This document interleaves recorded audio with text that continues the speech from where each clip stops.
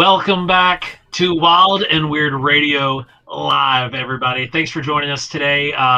Go ahead and throw out that share. Go click the video, share it out to your Facebook or any of your other socials. Let's get some people in the room. We're already starting off to a good stretch here. Again, we're special thanks to all you guys who listen to us week in and week out. We would not be able to do this show without you guys. The super chatters who are out there, you guys are absolutely amazing. We love you guys. You make it possible for us to keep doing this show and keeping it free for everybody. And it's just you can't beat it. You guys are absolutely amazing, and we love you guys. We hope you all are getting out of this show everything you possibly can, especially for what some of you guys do with donating and everything. And we do have some guests who are going to be joining us here momentarily. We're getting everything lined up for that. Brandon, how's things looking over on the news desk? It's been pretty slow. Yeah, just some UFO stuff coming out.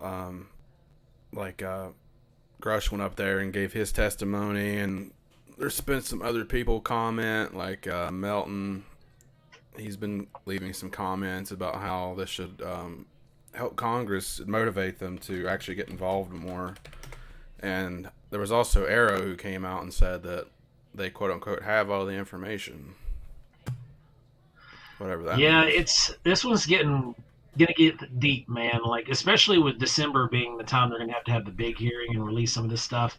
But James, what's going on, man? It's good seeing you out there. Glad to have you in the room. Teresa Racer is in the house. She was at the workshop this weekend.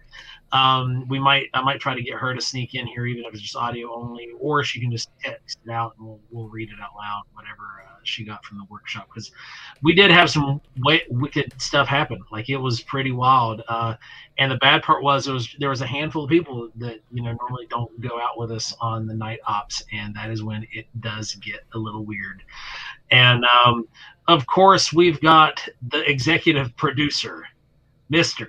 Adam Good in the house. We've got the Deuster out here lurking in the thread. Deuster, it's good to have you, brother. Fish Belly, as always, is right here in the house. Larry Hose is here. He's actually going to be joining us later on in the show to talk about some of the stuff that happened on the workshop with him. Of course, Spooky Appalachia never misses a show. Man, we love you guys. Y'all are great. Bigfoot Littlefoot. What happened there? I can't talk. Bigfoot Littlefoot. There you go. Turn British for a second. Ignition, fire the rockets, and lift off. Absolutely. We are ready to go. And hey, Chris Coots is out there. How you doing, buddy? And Lisa Beard is here. One thing that amazingly enough, she doesn't have a beard. Like it's the wildest thing. That's like the guy from ZZ Top, the one with the last name beard, actually had a mustache. Right. Hey, look who's in the comments. It's the Ron Lanham. He's on his way right now. For those of you guys who are missing Ron over here in this little general area, he's going to be joining us later, though. He's on his way up to Kecksburg for the Kecksburg UFO Festival. I would have been with him this weekend as well. However, tomorrow's my second born's first birthday, and I have a feeling that I would have probably gotten killed had I done something and left and not been present for that. So we're here. But Ron will be out with us here in a little bit. Then yes, we did meet Scott Holbrook. I love that dude. And I cannot wait to get out in the woods with him again. It was an absolute blast being able to spend some time with him. He and I both would have loved to have just disappeared out into the forest there, but we were kind of, can't really do that when you got a crowd you're trying to monitor and help keep them safe and make sure everything's okay. And then Spooky here, he gets it and he's like, oh dude, my second kid's first birthday was last week. Yeah, man, you can't miss those. You just got to be like, well, Ron, you're running solo. So he and Marie are going up there. They're running the table at Kecksburg. So if you're going to Kecksburg, stop by and harass him for a little bit. We sent a couple very special. There's two Kecksburg crafts that are the full scale size. They came out of this mold just to give you an idea how big they are. They're about that size. Only two of those, and they are copper collared. They're gorgeous. They turned out really great. And then here are some magnets that we have that are going to be available there. You can go check out Ron. Now these are going to be painted copper and with a little bit of glitter in them and stuff like that in the finished copy. But Ron will have those on the table as well. So you definitely want to get up and grab you one of those. Those were made exclusively for this show, and you're not going to be able to find them anywhere else except for the Wild and Weird booth. So, workshop. Oh no, Lisa, you're gonna miss Kecksburg. You got to go to it. See, you're in the same predicament as me. There's like a formal obligation to actually have to skip Kecksburg. Otherwise, we'd both be there. Hopefully, Lisa, if you're in that neck of the woods, roughly, you probably catch up with us over at Hawking Hills in a couple weeks. It's going to be a good time. But one thing that we definitely are going to dip into, and Brandon, you were there. So with that said, the Wild and Weird Bigfoot Workshop, this was the group photo everybody took there. There was a full house. We sold out for the day, and we were super excited to tell you guys about some of the stuff that went down. So Brandon, did you have a good time? I know you had the kids there and it was a little hectic and crazy, but you got to stick around. You heard Glenn speak at least. Yeah, I got to watch you guys do your little demonstration too, which actually surprised me how much everybody paid attention to that. Because people were asking you guys questions and wanting to like play around with the gear and stuff. Like that surprised me. Everybody there was so involved with everything. Yeah, and that's one of the things about this workshop, man. Like it's not like your normal like show up and lecture thing. We want you to engage us. It's part of it. We want you to ask questions because that's the best time to do it is when we're talking about it.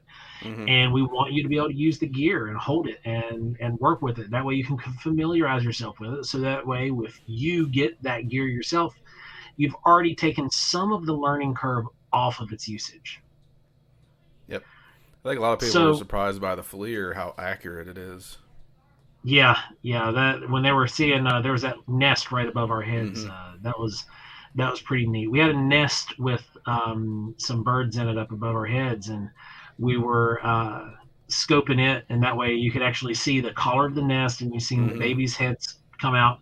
But I think what impressed people the most was whenever they were opening their mouths and making their call, you could actually see, that was pretty neat.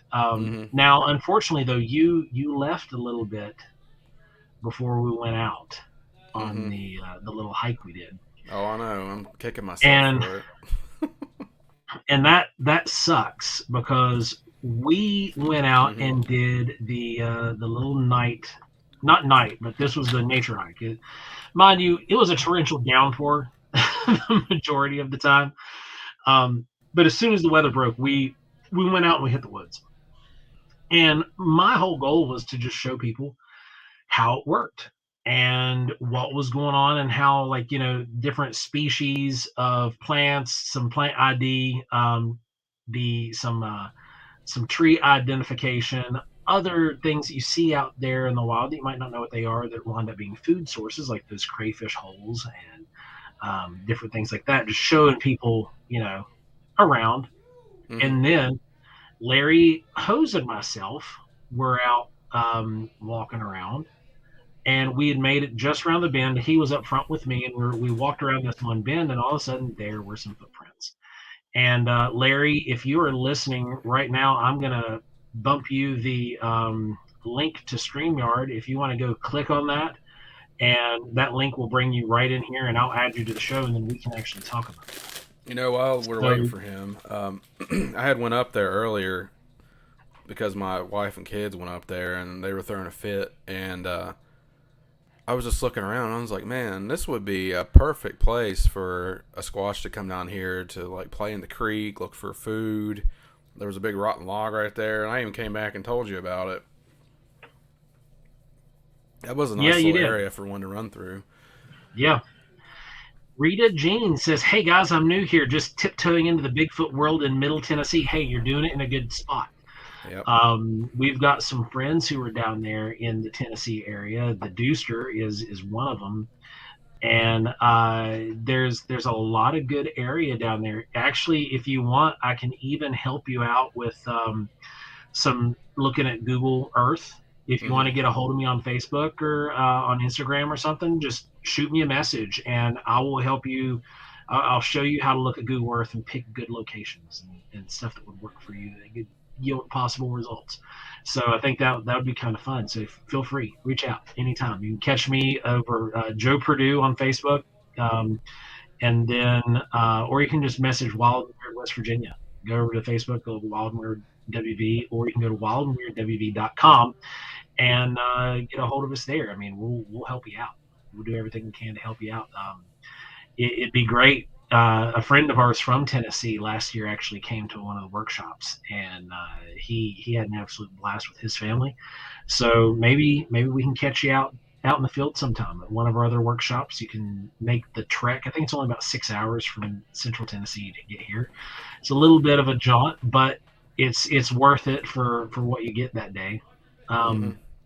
But hey, it's great to have you here on the show with us. Thanks for joining us, Rita. Uh, hey, look, Deucer beat me to it. Rita, I'm in Middle Tennessee. That's the man right there. He can help you out too. If you reach out to him, he loves helping people and doing the same kind of stuff we do. Ada Cox, what's going on? Glad to have you here. You were at the workshop this weekend. It was great hanging out with you too, by the way. Oh yeah, Um, then it's great hearing do you hear about her the story, Bigfoot man. camping That was adventure crazy. in Farmington, PA? We know it's a thing. That is, I believe it's hosted by Eric Altman.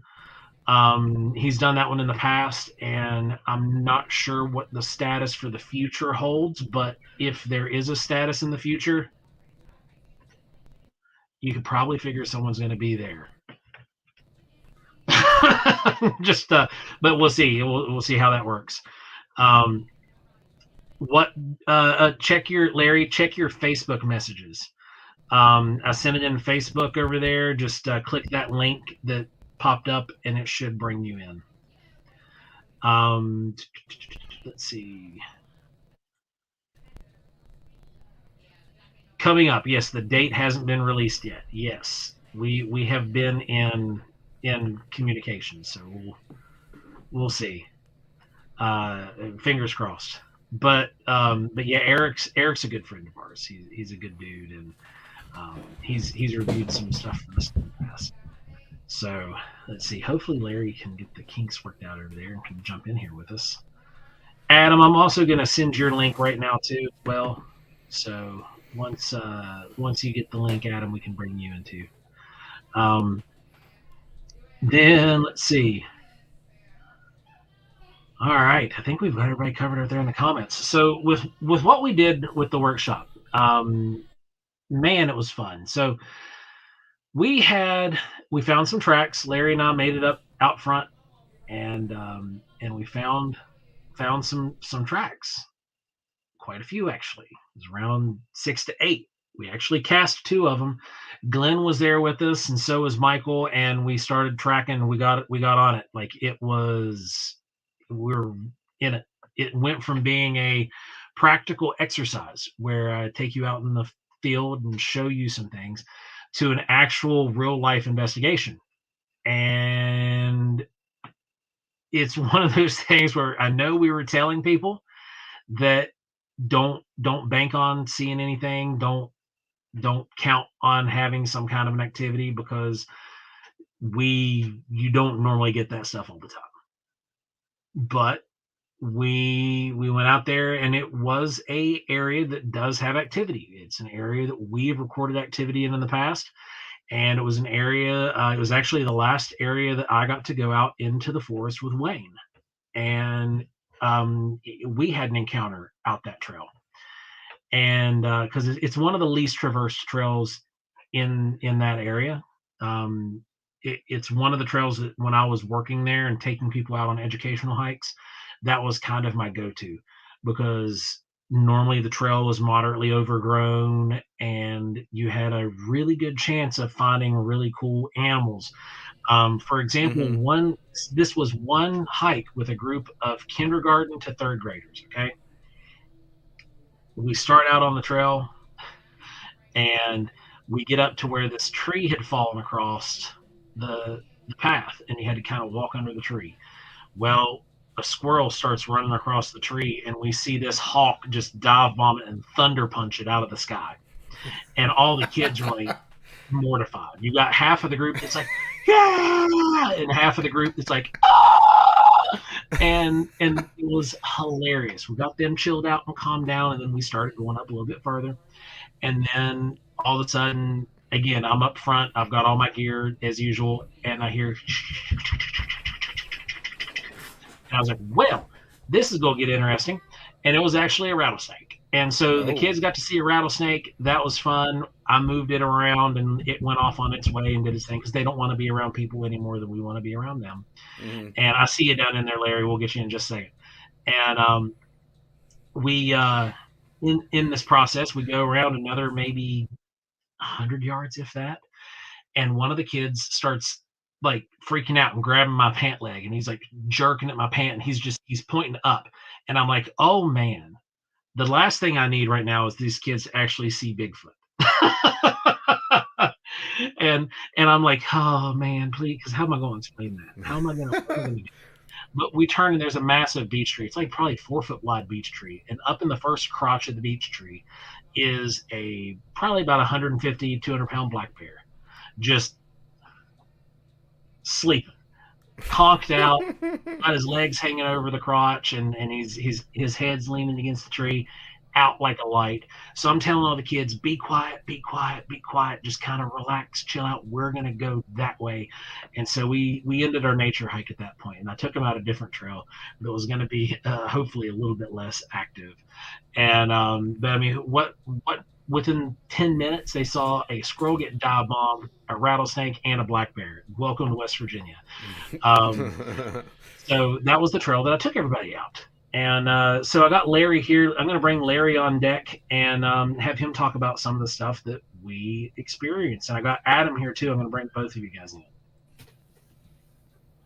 What is going on? Where am I at? We'll get this sorted eventually. Maybe.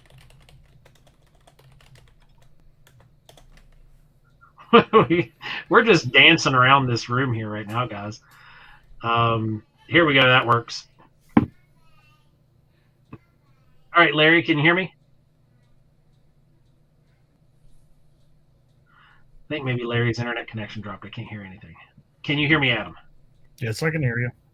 All right, buddy. Go ahead. We'll start with you first, and if we get Larry back in here with us, we'll go with him too. But yeah, you know, it's one of those things where now that you've been out with us, you've been into the field now. Welcome to the collective, the executive producer, Adam Good. It's a title I wear proudly, so thank you.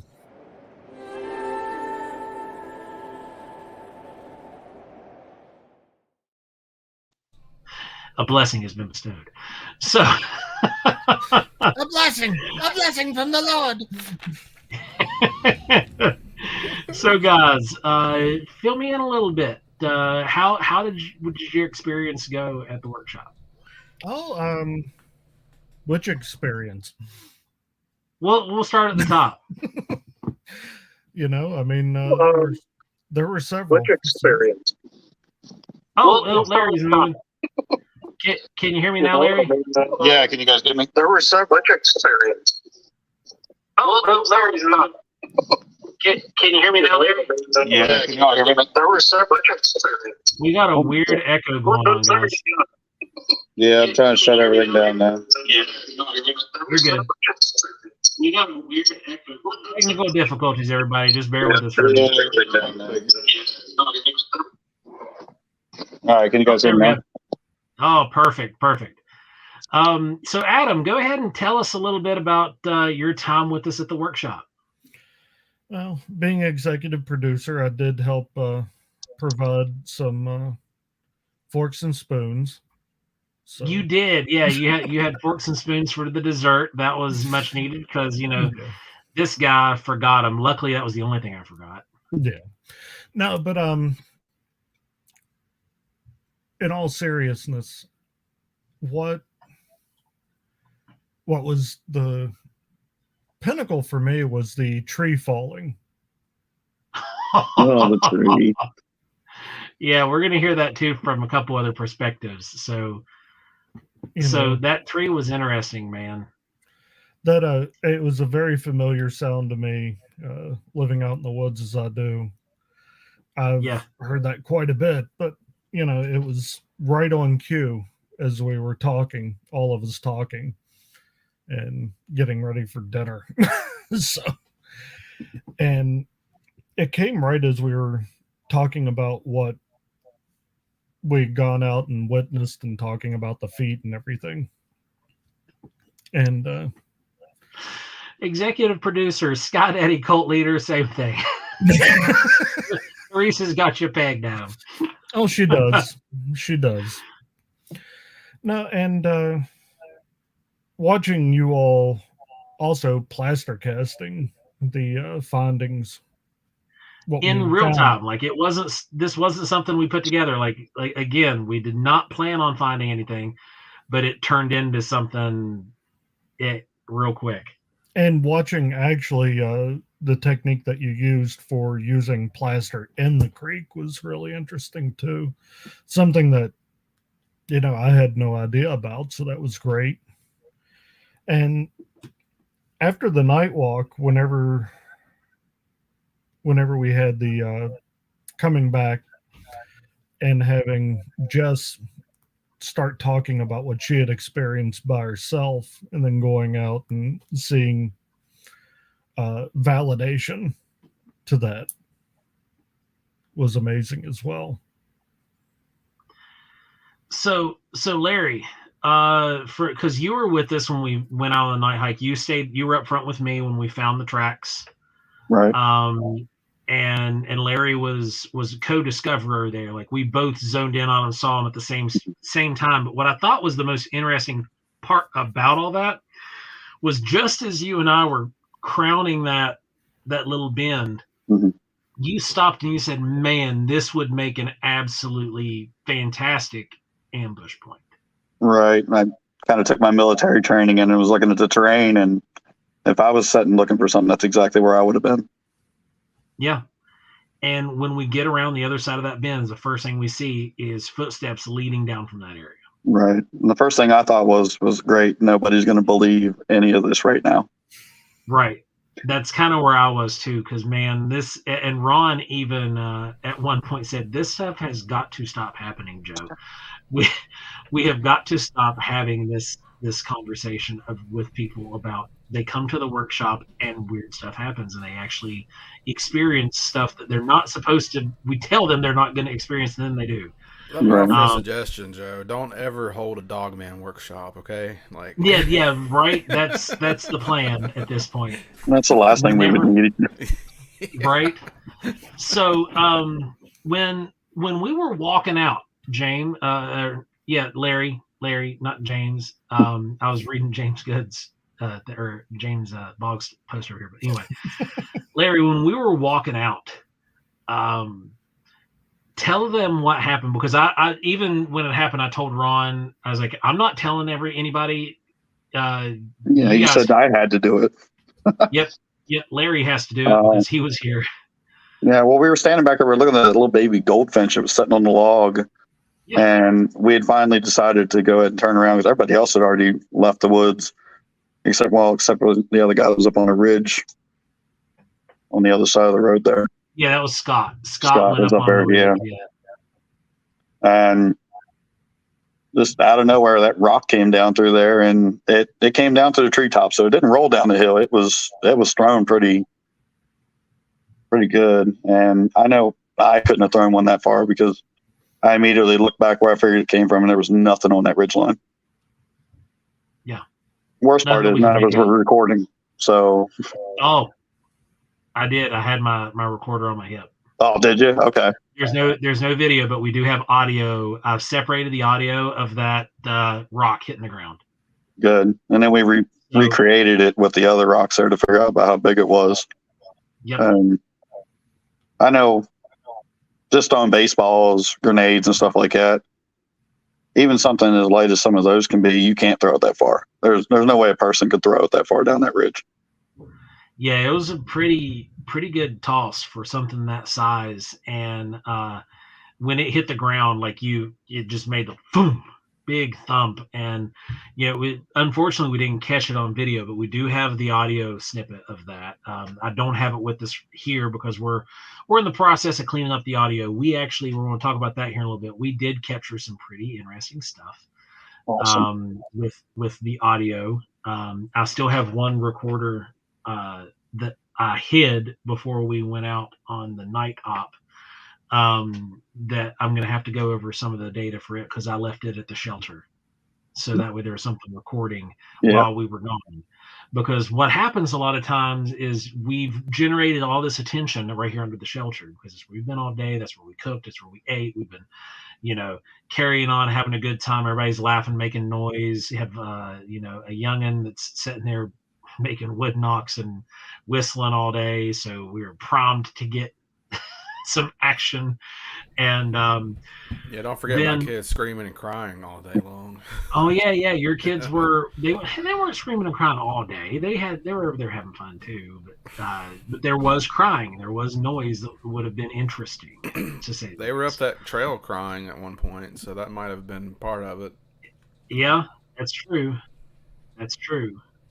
So on the way out, I planted a recorder and left. I've still got to go over that. Allegedly, something happened there.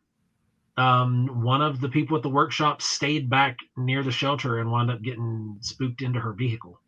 Mm-hmm. So I'm going to go over and listen and see what we can pull from that. And I'm looking forward to doing that. I'm actually doing that this evening. But we got one clear whoop on audio. We got a weird thing when Ron was playing the flute. There's something doing harmonics behind him. It's possible that it could be the flute itself, but it's a single tone flute, so it should not have a harmonic. Mm-hmm. Then there's the rock hitting the ground, and then in the end of the evening, the growl that was heard. Okay. It's inaudible, but it's visible on a spectrograph. So it's in a frequency range that we can't hear, but it's there. So Ron's got to enhance that and pull that out.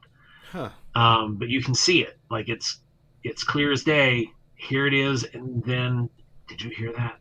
Happens. Almost like infrasound would kind of be. Kind of. It's either subsonic or infrasonic. Right now, I'm betting it's subsonic because the frequency level that it was at was in a subsonic range. It wasn't above 900. Okay. So we're gonna see. We're gonna try to pull that out and see if we can enhance it to where you can actually hear what it was. Otherwise, it's real muffled.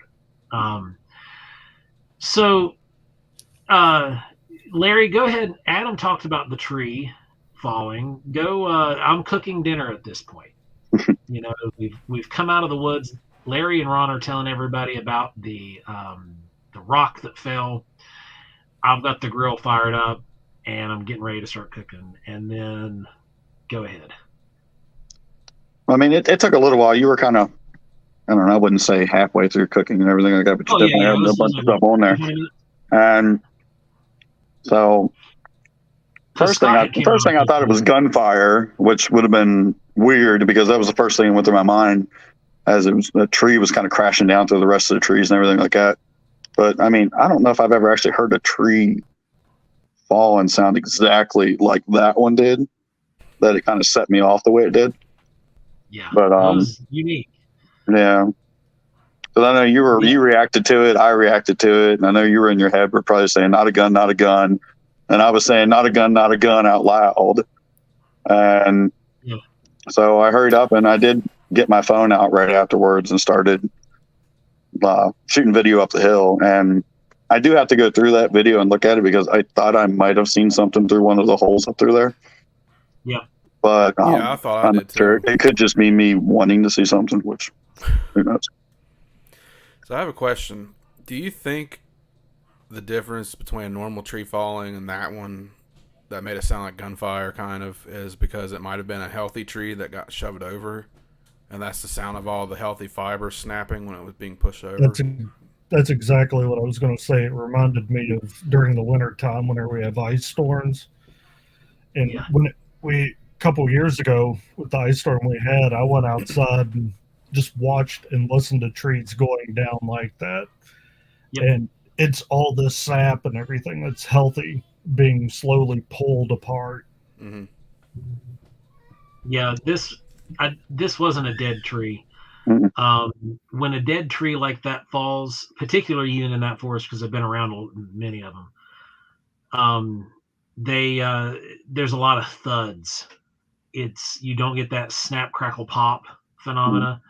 It's more, you will get some cracks, like you'll hear the initial cracks and stuff, but then the rest of it's just like a bunch of thumping. It's just like thud, thud, thud, thud, everything hitting the ground, you know. This was different. Like, I want to get back out there and I want to find it, because it wasn't far from that shelter. I want to go find that tree and see how big it was, because the other logical explanation for this was that the crown fell out of the tree. Something happened. Maybe the top of the tree was dead and the top of the tree fell out and went through a bunch of live material and was breaking branches. That's just looking at probable answers, but with everything else that was going on that day, it's a little suspicious. Just a tiny bit. No, Priest says, yeah, I absolutely thought someone brought a machine gun to the range. Yeah, but the problem is the range was over a mile from where we were. So they wouldn't have just brought it to the range. They'd have brought it to the workshop. You never know. Then Spooky said, wow, yeah, I had one snap back when we had crazy winds, and then it did sound like a gun. Hey, everyone, the workshop was awesome. Let's see who that was, because I can't see your name. Got to go over to Facebook.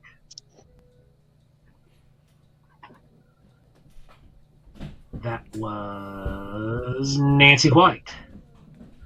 Well, we're glad you had a great time. It's, you know, you guys that are out there are why we do what we do. Like, you guys are why we host the workshops. And then James says, I have an alibi. But yeah, it was wild. That tree fall was weird, and then the night went on and got weirder. You said that you had the audio of that thing that made the whoop. Yes. Okay. And like, so here's that. We heard that all at the end of the night. Everybody who was still there, you heard that cry. And listening back on it, on the audio, it sounds like a rabbit getting killed. Like, it sounds like the death screams of a rabbit. Yeah. And it was way louder than a rabbit should be able to make in person. Because it sounded like it was right on top of us, didn't it? Yeah, it sounded like it was right up where the trucks were parked at almost. Yeah. Like, it was close. And that sound is weird. I do have that isolated. Ron's going to try to bring that out. Again, it sounds like a rabbit getting killed. Yeah. What killed it? I don't know. Did you get audio of the tree falling? No, we didn't have anything running at that point. I shut everything off, saving battery life to go out that night, and then I was cooking, so there was nothing I'd have been able to monitor anyway. I was too busy watching the flames to make sure I didn't burn anything, because I remarkably cooked over really, really high fire and managed to only maybe burn two or three of the 30 or so burgers I made. I think you got some of your scalp in that too. What was it? I said I think you got some of your scalp in that too. Some of my scalp.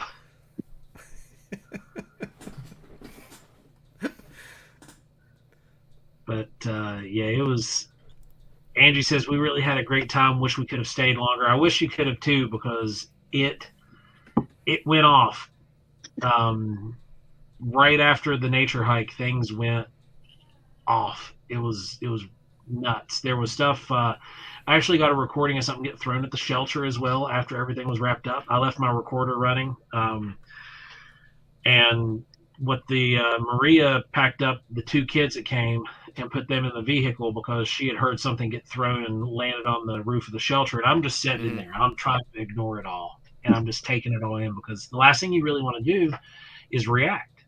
You know, if you can consciously stop yourself from reacting in those times, then you're able to observe better. You have to kind of keep yourself calmed down, and especially it was hard for me to do that, especially after that tree, because my adrenaline was like going. Gotta go. Yeah, it definitely is an exercise in being present. Yeah, it is. And that's how you really need to be in these types of Super situations. chatter, Teresa, bless you. Thank you so much for your consistent donations to help keep things rolling here, because you guys are what make it.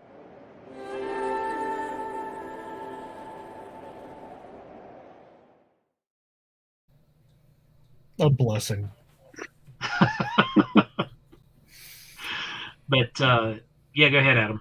Oh no, I was just going to say, this whole thing is about being present and going out with the proper intention. We absolutely, you need to have the right kind of intention whenever going out, and it will feed off of that. I think that's one reason why we were so successful in having activity around us. To have something going on. Lynn had talked about that too during his talk a little bit. One of the Morgan method things, which was taught to him about the First Nations people, was just to go out with an intent to be peaceful and observe, and it works. What can I say? One of the things that we got to keep in mind when we go out and do these things is that we've got, holy cow, we've got James Boggs coming.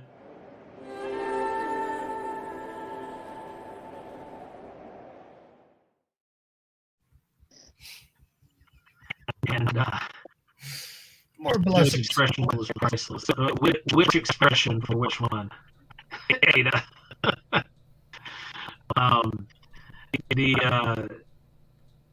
Is the audio sounding weird, or is it just you? Everybody else here loud and clear, let us know. The audio You sound really choppy for some reason. Really choppy there all of a sudden. Yeah. You sound like you're talking through a fan. Oh, fine. I swear, I'm going to have to get a new data processor for this microphone. Have you tried turning it off and on again? You would have thought that. Yeah. So, what, I was just taking a look at it, make sure there was no clipping. Audio bad. So, yeah, the audio seems to be messed up for everybody. I wonder if there's a storm going overhead. But when we go out, we're not out there on the workshop stuff.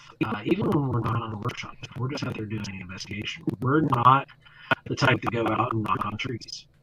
We might do it occasionally, but it's not something we're out there just beating on the trees once we're in the forest at night. We're not out there screaming and carrying on. Not unless Tanner's We're with out us. there just being normal humans doing things that look like normal human things, but we're doing it with the intent to see if something's going to pay attention to us. Mhm. And later that evening, we did. We very much got noticed by something. We don't know what it was, but something. There's still, like I said, still a lot of audio to go over, and they're saying the audio is still bad. Let me give me 1 second, guys. No. Whitley, this happened to Whitley a week ago. We're being tapped.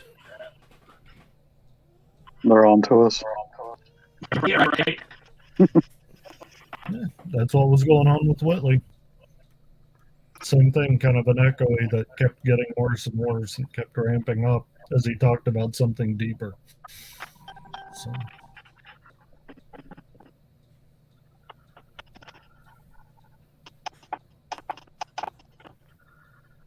All right, can you hear me? Still like that. Just a little like that. So it's got to be my internet connection.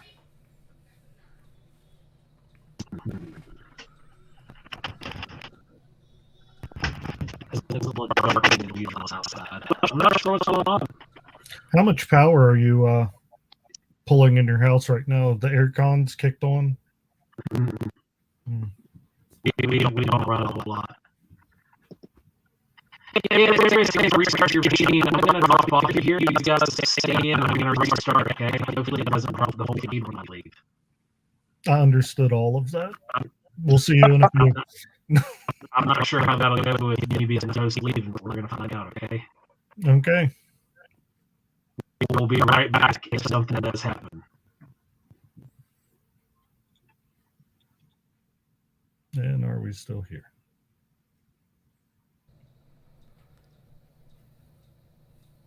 I guess we'll have Frozen Joe for a while. Okay. So we're just going to provide caller while Joe's gone. No. So, how did you guys feel when you first found the footprints? Well, like I said earlier, I literally looked at Joe and I was like, I don't think anybody's going to believe this, because we come around, they were right off the trail. Anybody could have found them, and I just happened to be the one to look down. Mm-hmm. Yeah, when I was back there, I was looking around. I didn't see anything back then. That was just like a couple hours maybe before you guys went back there. So those were pretty recent. Yeah. And a lot of people thought that, because there were a lot of like nuts hitting the shelter and stuff, and some people thought maybe they were pelting the shelter with those. No, I don't think they were actually nuts hitting or squirrels dropping. I mean, I think it might have actually been something tossing little things down there, because the rest of the time we were there, I think it only happened like twice, and you would think it would be more consistent. Yeah. How is it now? Still choppy. Still choppy? Yeah, it's probably just the data going out. Hard to tell. So, James saying I can hear fine. We got somebody who joined. Who joined? We got Matt Cannon. How you doing, man? So Teresa says, I was sitting at the other shelter and Joe came running by like a bat out of hell. And I thought for sure someone was hurt. He didn't even stop, just yelled, "Found prints." It kept going. Yeah, I can confirm. Because I didn't take plaster. The plaster was back at the shelter doing its thing, just waiting, because we had just done the track casting for anybody who wanted to come up and do one. And when we went out in the forest, I didn't take anything. The only thing I took was my recorder. I didn't take the backpack or anything like that. I left it all back. So I had to run back, get cups, get plaster and everything else, and run back out. And that's when we started pouring the tracks. I'm not going to jinx it. What is it? I'm not going to jinx it, but Joe? Yeah, the audio is better? good. Okay. Yeah. Question. Apparently casting material is heavy and some Bigfoot hunters don't carry it. Is there other lighter material that can be used? Well, here's my thing. All right. You only need like 10 pounds of plaster. And 10 pounds of plaster on your shoulders isn't that much. Especially if you've got like a fairly light pack out. You just have to find other gear that's lighter, and substitute some of the weight from that, right? Now, you can use the foam that is, it's like a 2-part mixed foam. It's liquid, and you can pour it in and let it foam up into the cast, but you're not going to get nearly as good as a capture. It's not going to be a 1-to-1 capture, because it's not going to fill in some of those air pockets the way that plaster allows the air to kind of seep away and lift up away from the bottom. So there are lighter materials that you can use, but they're not going to yield as good of a result as plaster, hydrocal, hydrostone, whatever you want to call it. So in the back of my truck, there's always a 50-pound bag, and in my backpack, there's always 10 to 15 pounds.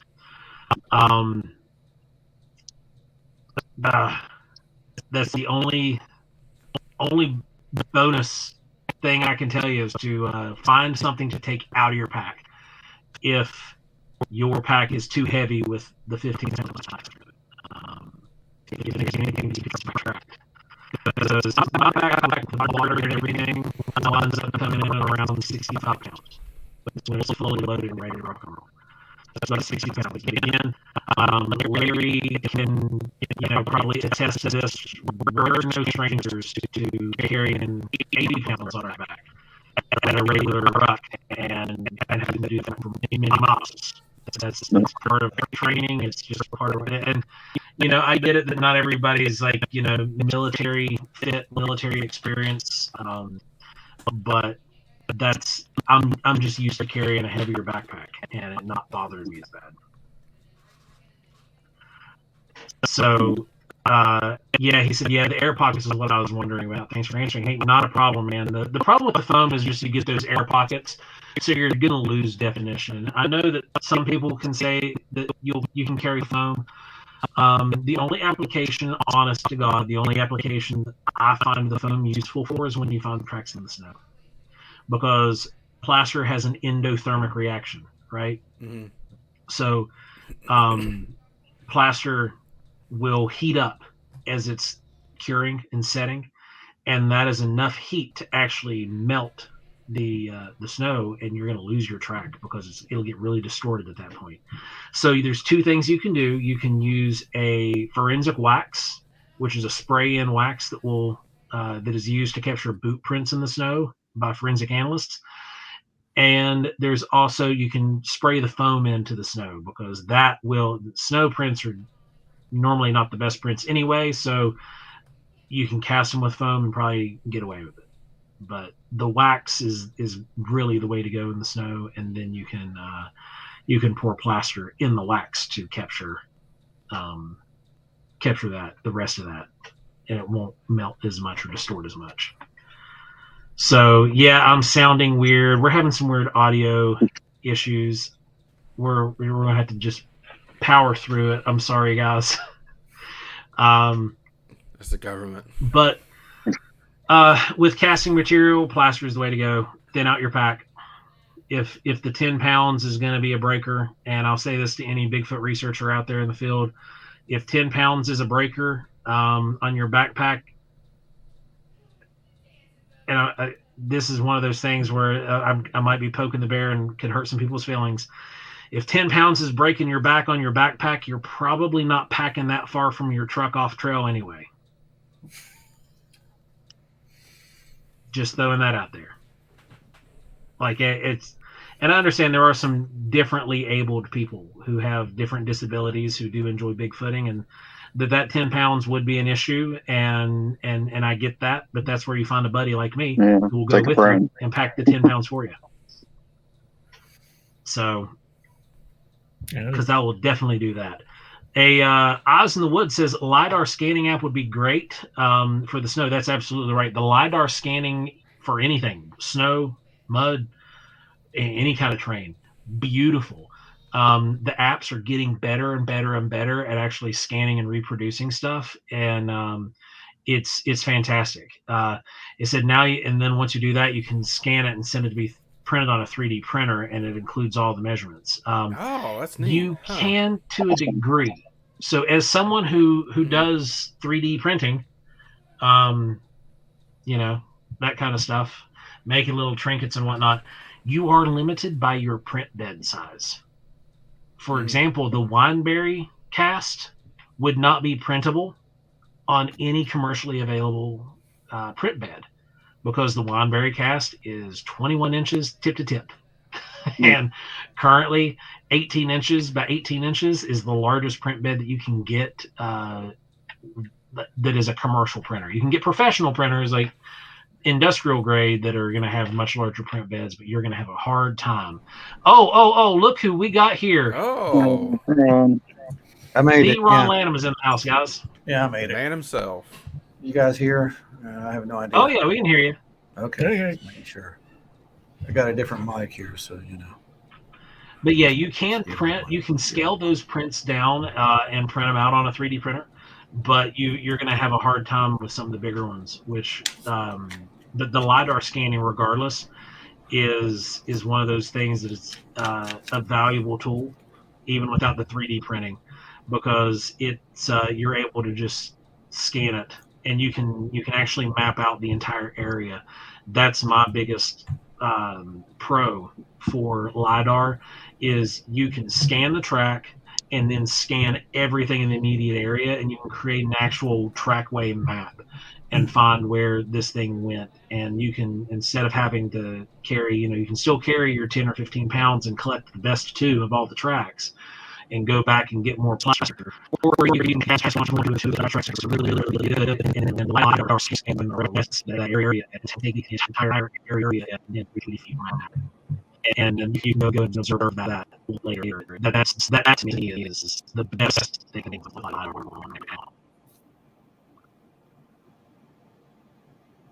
So Ron, Yeah. how's the trip? It was uneventful. It was a decent trip. It wasn't Good. bad. It's not bad. What's going on? What am I missing?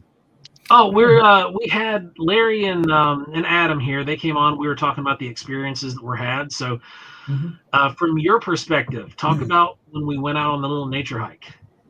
The nature hike. Yep, the first one, our first trick out into the woods after the rainstorm. All I know is I got yelled at to come up front. I was in the back, and when I got there was a stick on the ground, and you were like, there's something here, and you could see the depressions.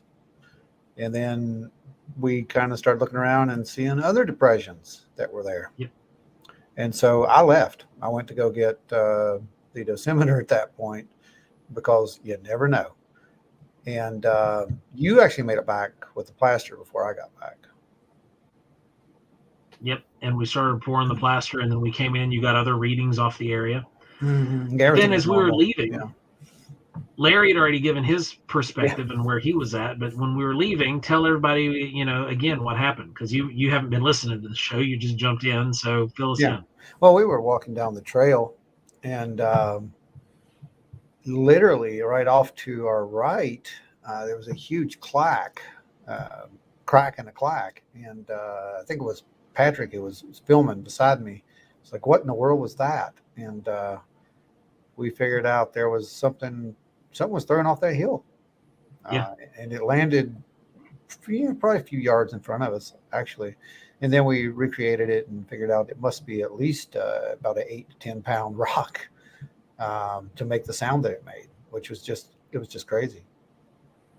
And the way we replicated that, folks, is Larry and I were picking out various sized rocks and just throwing them vertically into the air and listening to the thud that they made on the forest floor, just to try to replicate. We found one that was right in that 8 to 10 pound range, and that was the one that sounded like what we heard.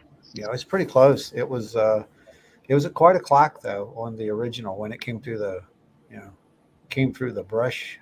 I guess it must have hit a few branches on the way down or something, because it hit hard.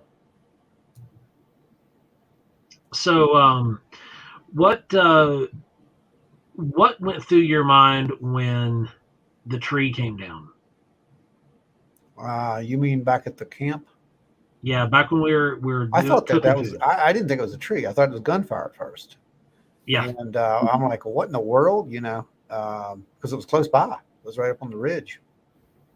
And then I heard that, of course, the big thud. I'm like, that's a big tree, a very big tree. And it had been raining, so that's kind of to be expected. But still, yet it was pretty close to the area where we were, which was kind of just suspect at that point with all the other weird stuff that was going on. Yeah, in my opinion. I mean, I don't know what was up there, but I think something was up there. I just don't know what the something was.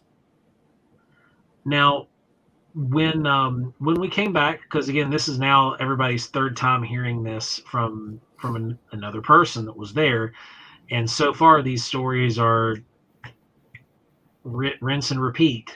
We could probably get everybody who was actually there Yeah. to tell the exact same story. Yeah, it was the look on the people's faces was very interesting, especially when you found the tracks up there. And then trying to actually maintain a crime scene type area where it wouldn't be contaminated was impossible, which it's okay. I mean, we weren't expecting that. So it wasn't, I'm not going to fault any of those guys. I thought it was great. I would like to see those people the way they were they were just interested. They wanted to know more. Yeah, they were. They wanted to see. And we got Ike in the house. Ike just joined us. Thanks for hopping in, buddy. And, I thought that was really cool just to have those guys doing that. But I was surprised, honestly, with how well they kept their composure when we found tracks, because that's one of the things everybody wants to see in the ground. They want to see it. What's it look like? And we did cast them. They're still drying right now. They look like big masses of leaves, and you can't really discern anything from them. But as soon as those leaves are burnt off, we promise we're going to bring them on to show everybody. Yeah, I want to see what's there. I mean, I don't know. I think the one near the creek is probably going to be a little bit more interesting. That was in some softer. And you can see where the toes were in that. Yeah, I want to see that one. The one on the hill is going to be a little sus for me. It's just like, I don't know. I mean, that could be anything. Honestly, I don't know. I mean, it is what it is. Well, until we pull it out and look at it, we can't really say. But there was something there. Yeah, and was that something and we related? do fly by the motto of cast it all. Yeah. Don't if it looks good, cast it. I mean, and you can always look at that later and be like, oh well, that's crap. But if you don't know, you'll always be wondering, man, I should cast that. Angie said we were pretty good for a big group, and that's true. Yeah, everybody held their composure really well. And you guys, everybody stayed like they did cluster in. They did want to see, but you know. Well, we made an area for them to do that, which was really cool. And they didn't go near the creek. We had a couple guys that were kind of Larry was one of them. Was kind of like barring the creek off, trying to keep people out of there. And we got Glenn over there, and he was trying to do the same thing. And everybody was very respectful. And just you guys were complete professionals who were there. I mean, that's all I'm going to say about that. You earned your wings. Ada says, how long does it take for the prints to dry? In a normal scenario, about 2 to 3 days after you cast them, that's when I rinse them off and clean them. And I clean them with water normally. These I have to clean with fire because it's forest floor that we picked up. And it all has to be burned off. You can't wash that away with water, so I got to hit a torch and burn it all off. But normally 2 to 3 days, but with as wet and humid as it has been, those leaves have not fully dried out yet, and I've not been able to torch them yet. They won't burn off at this point, so it's going to be probably another day or so. Sakita. I get to listen now, and it's 5, and I can ignore my work phone. Who let Adam get on the show? Looks like I missed a lot. I wish you could have made the trip from Alaska. You'd have had a blast. I have to say, it actually been worth it. Well, really, what needs to happen is you need to host a Wild and Weird workshop in Alaska, and we will come to you and do it. I was actually going to talk to my father-in-law about that because we have the camper up there. My wife and kids just got back from Fairbanks yesterday. They had been up there for 3 weeks visiting family. And so right there in Fairbanks, as soon as you drive out and 5 minutes off the highway, you're in the wilderness. Well, we can definitely send out some ambassadors to go do that at some point. I mean, that's the whole point of that. Well, if you want to go, that's by all means. That's a trek, but we could totally see that happening across the country, though, to set up those type of workshops in a certain way and train in those particular methodologies. I'd love to do it, man. Alaska's a dream spot. Like, I've only been to refuel once, and I want to go back. I want to go back because I want to go there and just disappear for a while and then come back out to civilization.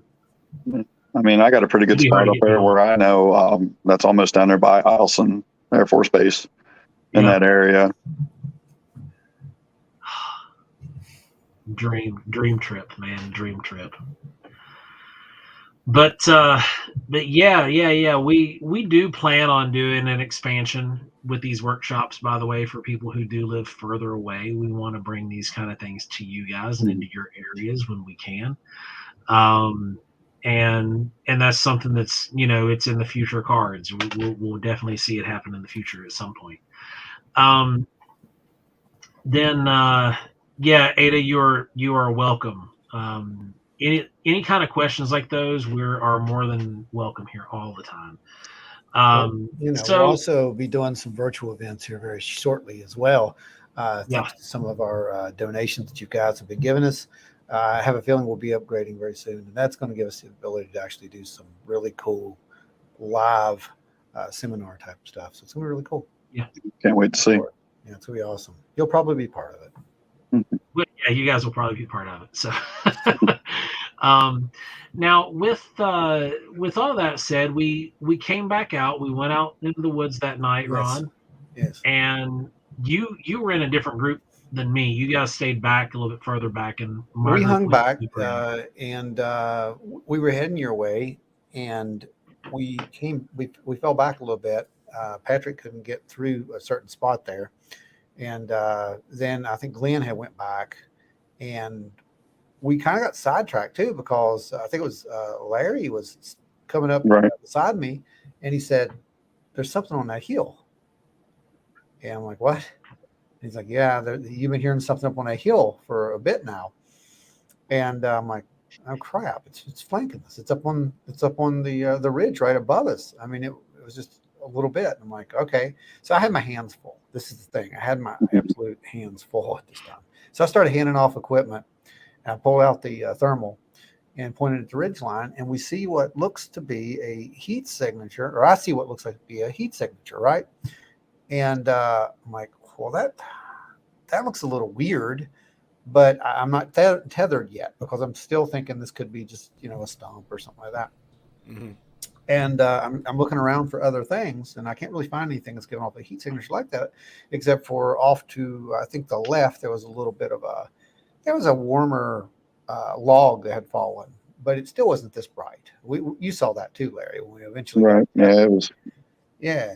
So eventually get it tethered, and everybody's watching it. Now, by this time, it looks like it's a little different. It looks like something, it almost looks like a residual heat at this point. It looks like something had been sitting or touched that log for a long time. And then we kind of thought, well, maybe it's inside the log. So we really didn't know, but we couldn't see up ahead the trail. Everything was dark. And then all of a sudden we see this light, this beacon shine up there. I'm like, wow, that's pretty bright. And what that was everybody apparently turning on their lights and coming this way, because we're looking through the thermal monocular. We see Moses over there leading the Israelites. He's got his staff up. That's what it looks like. And there may have been some Indiana Jones music being. There's going to be. When you see the video, Adam, I promise I'm going to put some. Oh dear Lord! Yeah, it's hilarious, dude. Or maybe some old being her. I don't know, but either way, he comes around and we're like, yeah, we saw something over here, and they're like, we heard a growl. I'm like, oh, okay, so. And where they had heard something, we had our auditory experience from the same direction. Yeah, that was the same. It was coming off the same, because same ridge. To create the picture for you guys in your mind that weren't at the workshop. This hollow that we went up had multiple finger ridges. And what a finger ridge is where the mountain comes down and breaks off into finger points. Pretty steep ones. And they can be at varying levels. Now, we're walking up the middle, and there's a ridge here and a ridge above us on left and right side, and then another ridge above that and another ridge on the left. So These were actually at one point actually carved out roads many moons ago to go get lumber, Mhm. but that's been nearly 100 years ago now, Yeah. and so the forest has grown and recovered. Um, and the finger ridge that was to the left of us was where Larry had felt or and heard that they were being something was coming up to their rear. And then that's when he mentioned it to Ron. And then it was maybe what, 5 minutes later, roughly, Yeah. when we time it out to when we had heard our Yeah. growl. Yeah, that's about what it looks like. It looks something like that. And then when you guys got down there, you're like, did you play the flute yet? I'm like, okay, I'll try it. Because Glenn had told us, they used to listen to some flute, native flute music, take that out when they were trying to make contact. And that's really what Glenn did, by the way. That Morgan method is basically, someone had asked a couple of weeks or last week, I think they said, have you ever tried CE5? That's exactly what this is. They're out there setting intention and setting a goal of contact. That's exactly what it is. And I'm like, no, not yet. So, well, why not try it? So, all right, I'll do it.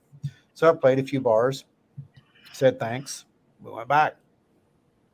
We'll kind of come back to that in just a second, because when we get back down to camp, there's another mystery that starts there.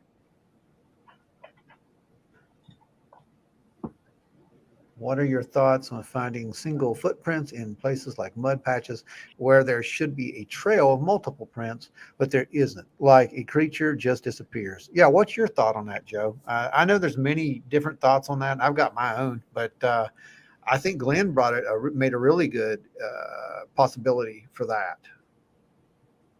We'll go ahead and share that, and then I'll share mine. His explanation was basically that they're so smart that they can literally walk backwards in their own foot tracks and get back to a certain spot and then just jump off trail where you would never think to look.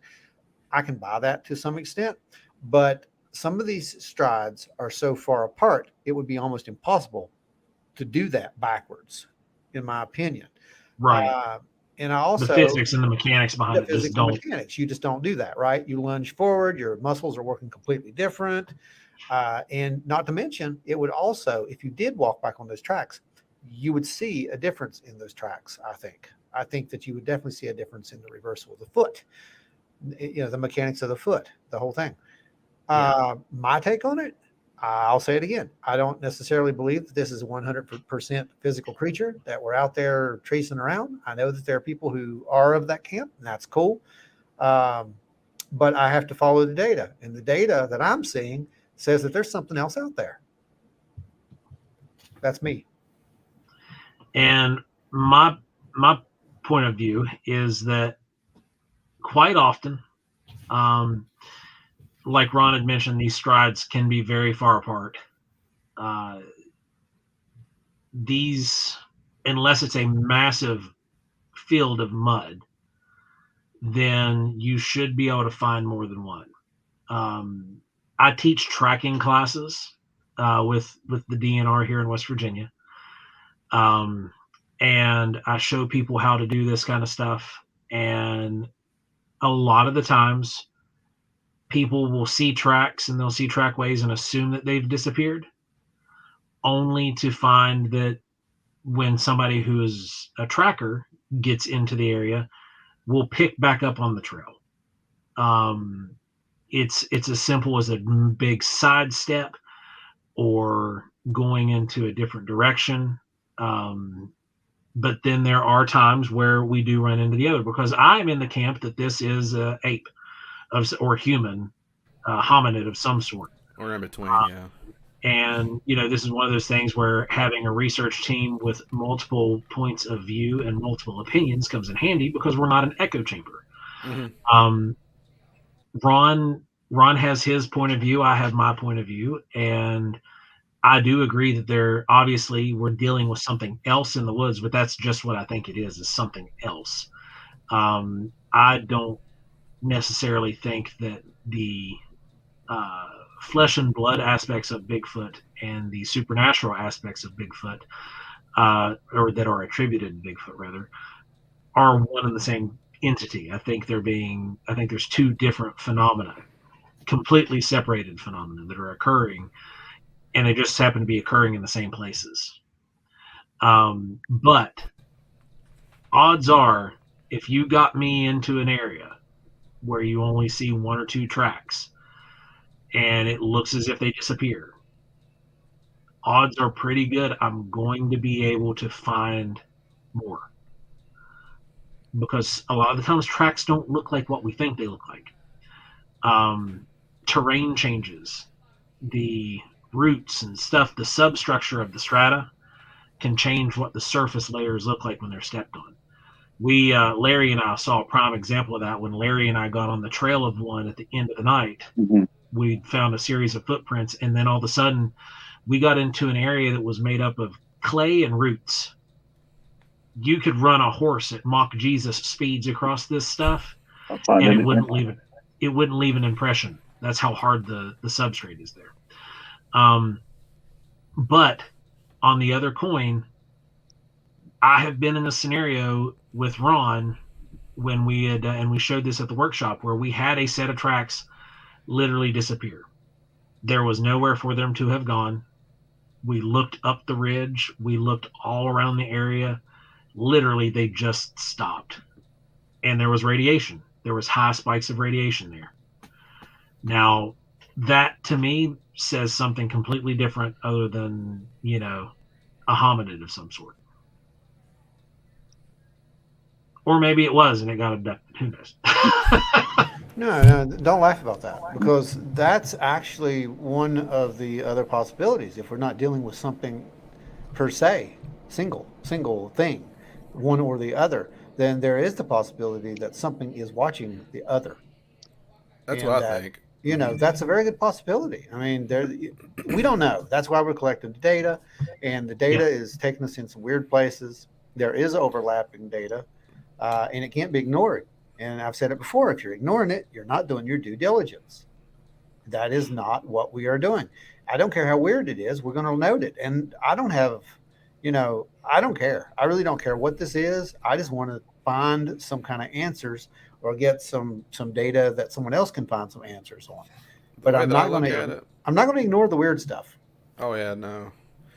I think that if they're interested in us and they're interested in cattle and horses and stuff, why would they not be interested in an 8 to 10 foot bipedal hominid that lives in the woods? Why would they not want that to study too, Or who's to say they weren't the ones who put it there? I mean, they could put it back, and who's going to believe what it has to say? Exactly. Who's to say that they aren't using a Bigfoot as something kind of like an ATV? That's an interesting thought, that you literally aren't really seeing a Bigfoot, right? That it's some kind of a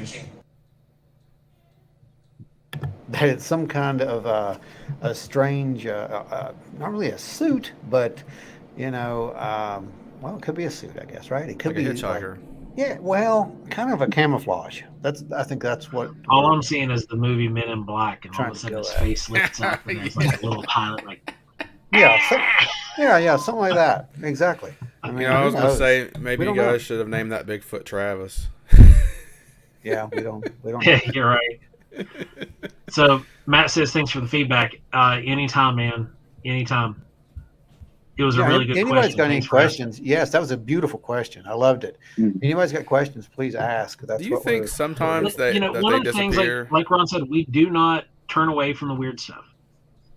Do you think sometimes their tracks disappear because they go from walking on the ground to going through the trees, possibly? Another possibility. We don't know. With the strength of these things, it would not surprise me in the least. Anything's possible there. Yeah, anything's possible, literally. So when we get back down to the camp, let's take off from there. Have you told the rest of this story, or are we up to that point? No, I've been waiting for you to get in here before we got into the very end. Let's go there. Because as we get up to the rest of the, back to the camp. I was actually kind of hoping Jessie would jump in here, but she hasn't. Hang on, I can get her. Actually, let's try, because that would be really good to hear it from her. Let's see. Well, go ahead and say something while I'm doing this. One thing So with the Bigfoot tracks disappearing matches the dire wolf tracks disappearing in the Skinwalker Ranch aspect, where it's almost like something from primordial, from something from 10,000 years ago, just happened to get cut into our reality. yeah, like a time slip. Yep. Yeah, and there's a lot of people. One of the things that Stan Gordon has reported on quite a bit is the time slips where these people will see pterosaurs. Mm-hmm. That's been That's recent that's been going on up in Canada. I think it's up Canada, Newfoundland area, I think. And I haven't heard anything super, super recent. The most recent one I've heard was from Stan. It was back in, I want to say March, something like that. But I haven't heard anything out of Canada. What were some of the ones you'd heard about? I had just seen it briefly where they were talking about there was 2 separate sightings. There was one back towards more of mainland Canada, and then more out towards like the peninsula and stuff like that. Yeah, she's ready. I'm going to go ahead and send her a link over. So let's see if we can get her in here. Actually, I can't. You have to. I don't have the actual thing on here. So you have admin control right now. Are you on your phone? No, I'm on the other computer. I'm on a laptop. I don't have the master here, so I'm not signed in per se. Gotcha. Yeah, go ahead and send her a link over.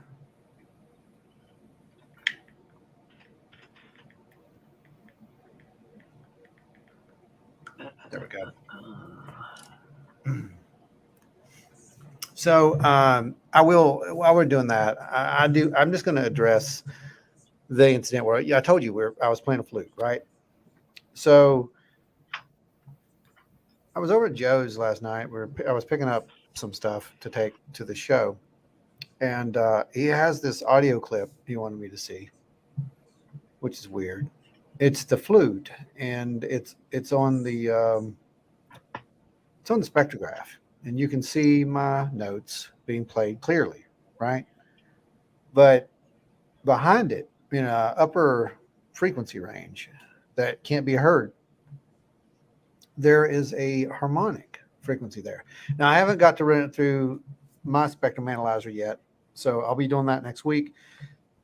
There's a lot of stuff that I haven't got to do because I was preparing for this show, and it's killing me because there's a lot of data that I really want to go over, and I can't until I'm out of here and get this out of the way. But next week, hopefully by next Thursday, I'll have something for you to actually visually look at on that, and you can make up your mind as to what's going on.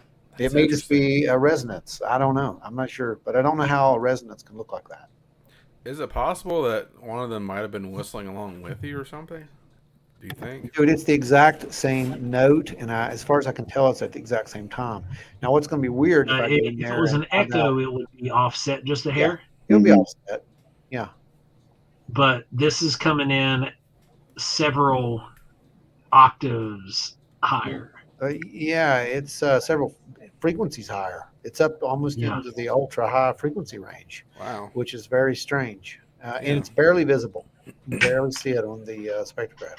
So I'm going to pull it into another one and take a look at that. I'll get you guys something to look at. And we'll see if we can figure that little mystery out. But I don't know. Like I said, I welcome everybody's opinion on this stuff, because the idea is to try to just here's the data. You guys figure it out. If you got answers, I want to hear them. It's not Arrow. We don't claim that we know everything. Or did I say Teresa that? says, back to the pterodactyl. My favorite story was from 2007 in Washington when a guy crashed his car, and when they asked why, he just kept saying pterodactyl. That's wild. I mean, I'd wreck my car too if I saw one. So I mean, So Mark was asking if any of you guys were going to be out at the Smoky Mountain Bigfoot Festival this weekend. Unfortunately, we're not. We had a prior engagement, being one, my kid's birthday, and two, the Kecksburg UFO Festival. Yeah. So we won't be there, but I'm sure it's going to be a packed house. They have a good lineup that's going to be there. And I know Moneymaker is going to be there, and he's going to be with the professor that's doing the DNA analysis. So you guys are going to hear firsthand from him. So So are they going to actually give us- talk about Mark, that? shoot me any of the goods that come back out of that after you get out of that little lecture. Yeah. Quantum echo, maybe. That's interesting, Mark. That's a really good theory, actually. And you know, it's really funny that you say that, because that's exactly what it looks like. It really does look. It looks like something that if you could see that, that's kind of what you would see. But I don't know. It's interesting. Yeah, it's That is weird. for sure. It's really weird. There's other weird things that we'll talk about that happened that night too, but that happens Oh, later. she popped in. Okay, I can't. She dropped back out. Do you see her? I don't see her now. I don't have exact control over here. She popped in and then went right back out. Oh,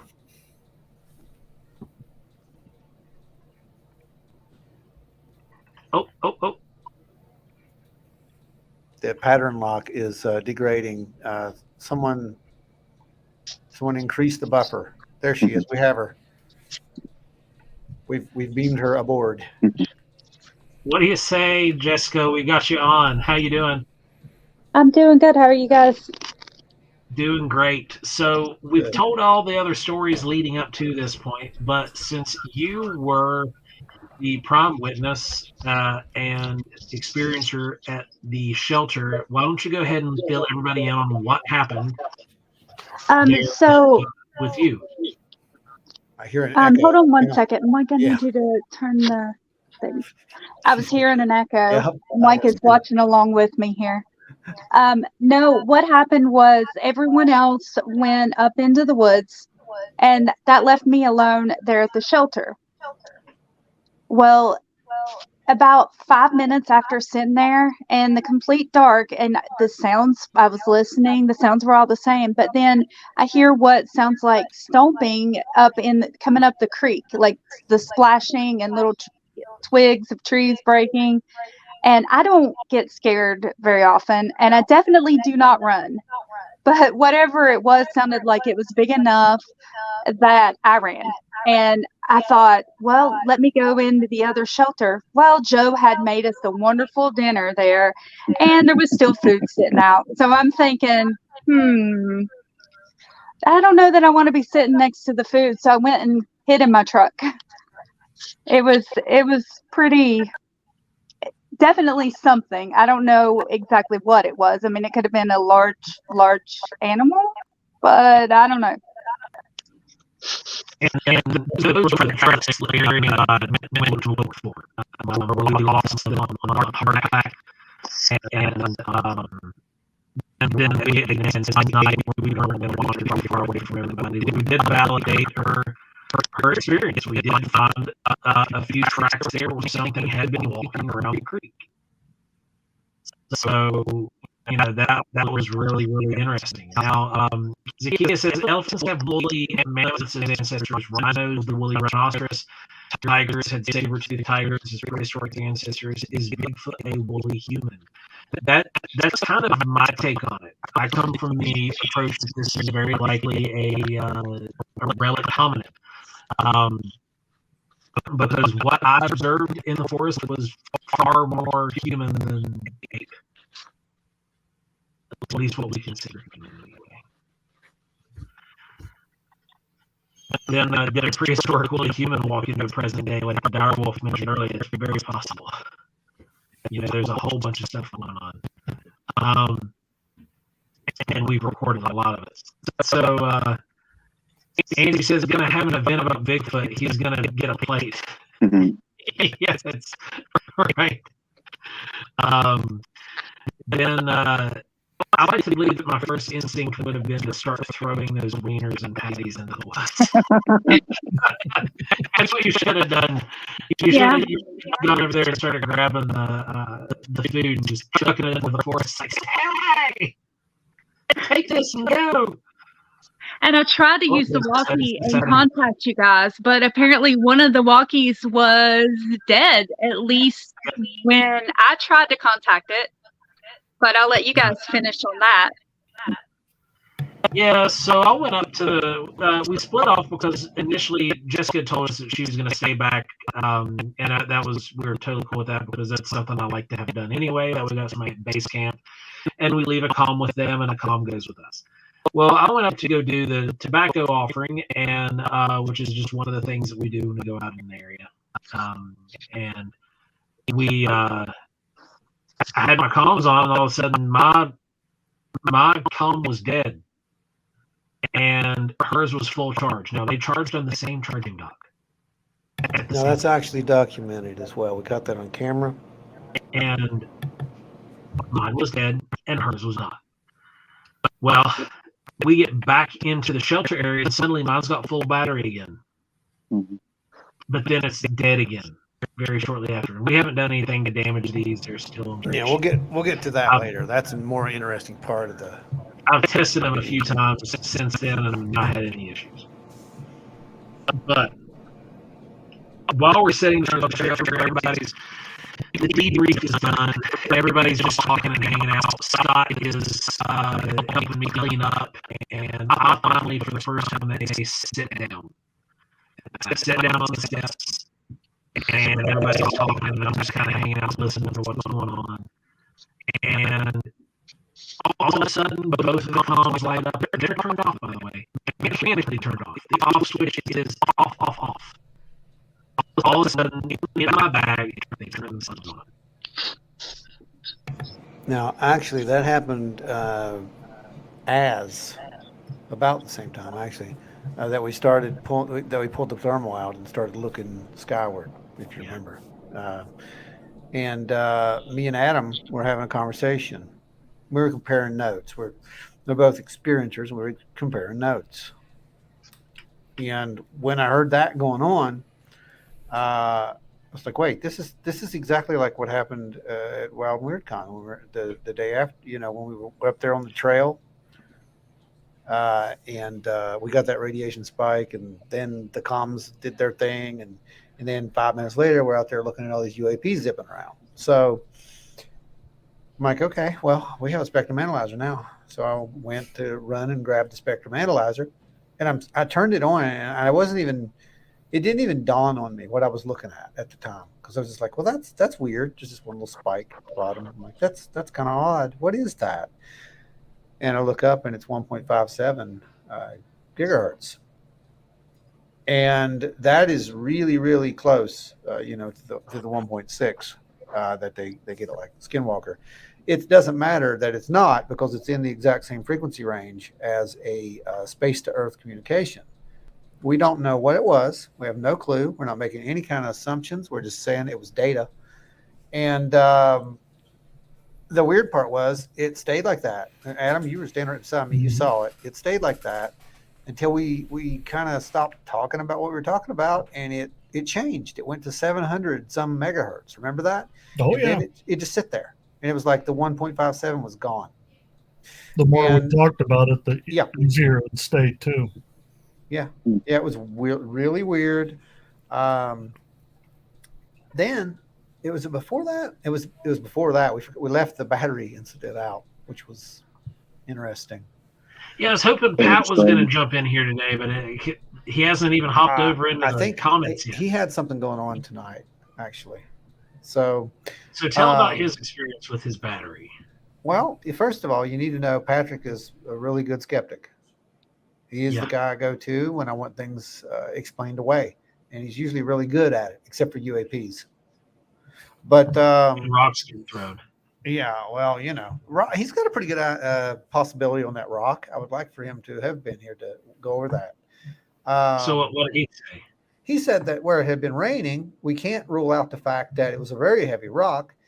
Possibly, just maybe, up on that ridge, one broke free, hit another rock as it was coming down, and basically did a Dukes of Hazzard through the air and landed. Hey, that's Occam's razor, and you know how I feel about Occam's razor. But, seeing as how that we're not on a... So about the terrain, again, while that would be plausible if we were in the Grand Canyon, we're in Appalachia. Yep. And we're nowhere near the Great Upheaval Zone where there's granite everywhere. we don't have exposed rock in a lot of places. Well, and something had to this move that region rock. is actually mostly sandstone. It wouldn't matter. Something had to move that rock. Yeah. To Yeah, do what something it had to did, move the rock. something kinetically had to move that rock. I just don't know what kinetically moved that rock. Was it tossed? Did something run through there? Maybe something even ran through and hit it, and it did roll down and jump. I don't know, but something hit it, and something made it do its thing. It didn't just take off. So we were down there. Scott Holbrook, the investigation was awesome. Can't wait to get back out. Brother, we can't wait to get out with you either, man. Like, the fun thing about this is it brings people together, and we meet new people every time we do these that are serious researchers. And Scott luckily lives just a few miles from here. Like, it's like 30, 40 miles, but still it's nothing in comparison to some of the places we have to go to. Was he running So any cannot gear wait to get with you out in Eastern Kentucky.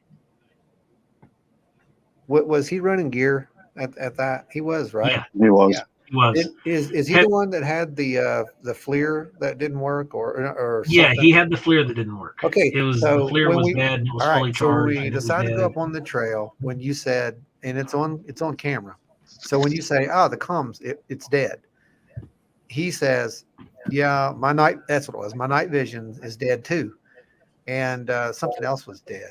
And as we're walking on up the trail, Patrick taps me on the shoulder and says, "Hey, Ron." I'm like, "Yeah." He's like, "You see this light?" I'm like, "Yeah." He's like, "It worked all day." I was like, "That's cool." He's like, "It don't now." Something to that nature. I'm like, "What do you mean?" He's like, "Yeah, it quit working." And he's been playing with that thing all day. I mean, it worked fine, It's a little LED flashlight, like a mag light. And I'm like, "Okay, was the battery any good?" And he's like, "Well, you can have it if you want," because let's get it out there and test it. That's what I wanted to do. I was like, "Okay, after we get back from the trail, I'll do that." So fast forward, after we get back from the trail and we're sitting in there doing the thing, I said, "Let me see your lights." He pops here. He comes over to, he's like, "Hey, this is the battery out of that light," and he hands me the battery. I'm like, "Are you sure?" The battery's corroded. The battery that he put in the light has an expiration of 2024, but it's corroded. And I'm like, "Wouldn't you notice that if you put it in there?" He's like, "Well, yeah, because that's the end that faces me." I'm like, "Okay, that is a little weird." So we tried to figure out exactly how a battery can corrode where it looks like it's literally been around for 2-3 years inside of a piece Yeah, of just sitting out in the Yeah, elements. sitting out there. That's what it looked like. And he's like, "Well, maybe, it swelled up because I was flipping the switch and all this, and it was old battery." I'm like, "Dude, there's no way I can explain this.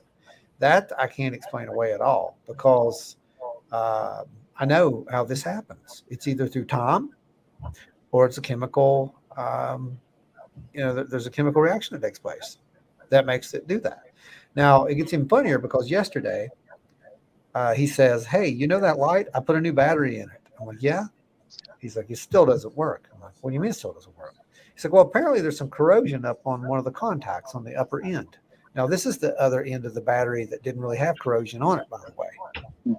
Again, it's like this thing went through a time warp, and I'm not saying that's what it is. I'm just saying that that's what it looks like. I can't explain this one away. But we did have multiple equipment failure going up that trail. Yeah. And one of the equipments, the light, really had a serious mechanical issue. That the whole instance with that light, because we had talked it over again with me being a metals tech guy. Like, the only way that you can corrode metal in a rapid rate is with acid. Yeah, we actually talk about this on tomorrow's podcast. It comes out tomorrow at 8, actually, is when you'll get to see it. You won't get to hear it because I was waiting to upload it last night, and apparently I fell asleep. And I didn't upload it, it's amazing I didn't just delete it. But it'll go up Sunday this week. So, but you will get to see it here. You can see it here, and you'll get to watch that because there's some video clips in there too. Good deal. So the YouTube one, is it up? That's the one that'll be going up. Or will it? Okay, that's the one that'll be 8 going up. And the audio is tomorrow only night. audio only. Yeah, the audio only one will go up Sunday night. Okay. Yes. Good deal. When I get back, I got a So just so everybody knows, technical difficulties do happen from time to time, they do. and it's not a big deal. You'll be able to catch it one way or another between now and Sunday. Oh, you want to watch it. You don't want to listen to this one. I'm just saying, because Yeah. I mean, you can listen to it. That's cool, but you're going to want to watch it too, because I actually put some of the video from the event on there. So you'll actually get to see some of that stuff. You're going to get to see the tracks being discovered, stuff like that. Yeah. And there's also going to be an actual investigation type video that'll be coming out with that as well. Sweet. Everybody will enjoy those. Oh, yeah. Well, there's so much. And I just wanted, that's what I was talking about to Adam. I was like, we still have to get some data from him. He was filming, thankfully. So hopefully between all the cameras that we had running, we caught some of what we needed. And that's great. We got a lot of multiple validation. Yeah, we actually supposed to start about doing something like that soon, and I think we're actually going to try to get out in the field and film with something too. Once our schedules free up, because we've got our event schedules going like crazy up to November, so we're hoping to get out with him while it's still warm, or even when it gets cold and nasty. We're going to get out there and get into the eastern Kentucky, because he's got a few spots he wants to take us to, and let's hope we lost just take us just keep going on.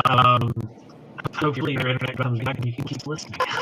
She probably dropped. I mean, there's a weird thing going on with the signal, because I can hear you like echoing and stuff sometimes too. So she might have dropped. Gotcha. And she lives pretty close to me.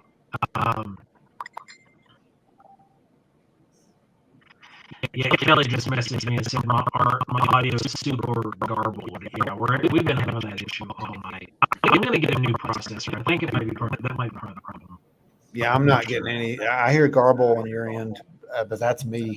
Everybody else sounds fine. So yeah, everybody else sounds fine to me as well. Yeah, it's weird. Joe's trying to do the opening to Iron Man by Black Sabbath. Yeah. Yeah, that's it. Or Sweet Leaf. So yeah, you guys feel free, post your questions up. We'll get them over to them here, and I'm trying to check them out actually.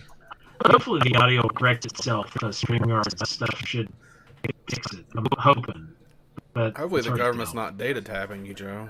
It's not. Dude, they probably are. I've been trying to get a copy of my DD214 today, so I'm probably on everybody's radar. It's a signal thing. It's coming Well, that's through. a nightmare in its own right there. Dude, and the truth, like, my DD214 has been in the same place for the last 3 years, and then I go to get it today to get my Home Depot discount set up, and can't find my DD214. So now I'm like getting hold of VA, and it's a mess. So probably, after some of the stuff I've said today, I probably am. Is your are you running through a Cat 5, or are you running wireless down there? Wireless. That's the problem. You can't. That's what's I've been wireless the whole time we've been. That's the problem. That's where I bet you that's Since why day one. That's why we've been having those issues. Yeah, since 2 years ago. Grab a nice. Trust me. Grab a Cat 5. It'll fix it. That's. I have a 100-foot one if you need. There it. you go. Yeah. Mm-hmm. Yeah, we'll see if I gotta see how long the one I have is. Yeah. I don't know, but I know you know how to install that stuff. You remember you did that for a while, so. Yeah. I was trying to bring you back some good memories. I got an opening I can run it through, so. Yeah, that'll bring you back some good memories. Oh yeah, buddy, the good memories is all.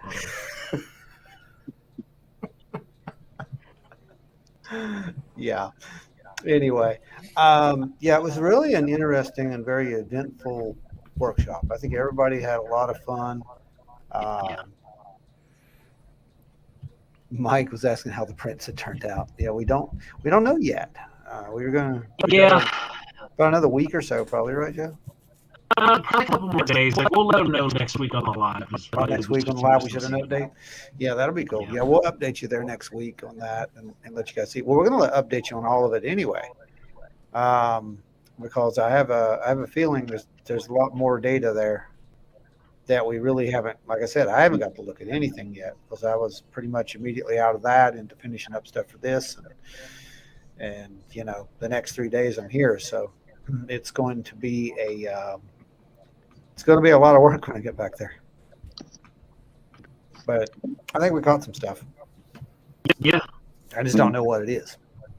Hey, Ron, did you see the albino deer on the side of the road on the way out that night? No. Okay, so we were all following each other out the road there, and I had kind of hung back a little bit. Yeah. And a perfect albino doe just standing on the side of the road. And of course, my mind went, no, not today. And I hit the gas and went ahead and got away from it. If we would have the seen natives that, say it that's would a have been the spiritual same sign. thing.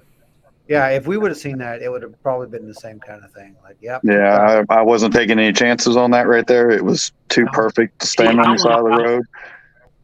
I went out the south exit to go home because my family, we went and stayed with my in-laws, and they live on the other side of the forest. So I went out the south exit, and I drove through the densest fog ever. Yeah, it was foggy that night. Yeah, it was very, very foggy that night. But no, if I'd have seen that albino doe, that would have been great. Yeah, I wish I would have had a dash cam for it because I don't even know if it was actually there or not. I know, because right? every one of you all drove past it in front of me, and it hadn't moved. I know Maria didn't see it. She would have definitely notified us if she'd seen that. Because that's great. That validates stuff I really didn't want to know. Yeah, but, I don't know if that was really there, bud. Yeah, I don't know. Perchance did this albino doe have large almond-shaped eyes? That's a good one, Zakia. I like that. Yeah, that's it what it was. Didn't disappear and reappear in my back seat, so we're good there. Yeah, it didn't follow you home, so there's that. Didn't appear in your bedroom that night. That's good. So in that area, just to give you a little bit of ease, there have been multiple albino and multiple pied deer that have been seen in the forest. Yeah, she was straight albino. Mm. That's awesome. Wow. Yeah, that's pretty cool. Oh, there she is. Jessica came back. She made it. I'm not sure which way they went out. Because they left right before we did. Ada's asking Nancy. Yes, Nancy, did she see it? Yeah. So, there was that kind of stuff going on. There was things apparently being lobbed at the shelter at one point as well. And we did get that on audio. You do have that on audio? Yeah, you listened to it last night. That was one of the noises. Oh, that's what that was? Yeah. Oh, I had no idea that's what that was. Yeah. Yeah, one of the noises was from that. So we did have validation of that as well. Oh, Pat's in the house. He found his way here. Pat made it. We told the battery story. Teresa said, I had a few weird things happen, but I got to the city limits and back in cell range to find a ton of messages trying to get a hold of me to tell me that, oh, no. Oh, no. I'm so sorry to hear that, That's Teresa. I'm so sorry to hear that your grandpa definitely passed. not what you want to hear. So you kind of associate those weird things going on with that. Wow. Well, we definitely had weird things going on. There's no Yeah. question about that. I think we all agree. So, did any of our workshop members? No, I've got a weird echo. You got an echo in your. Where's it coming from?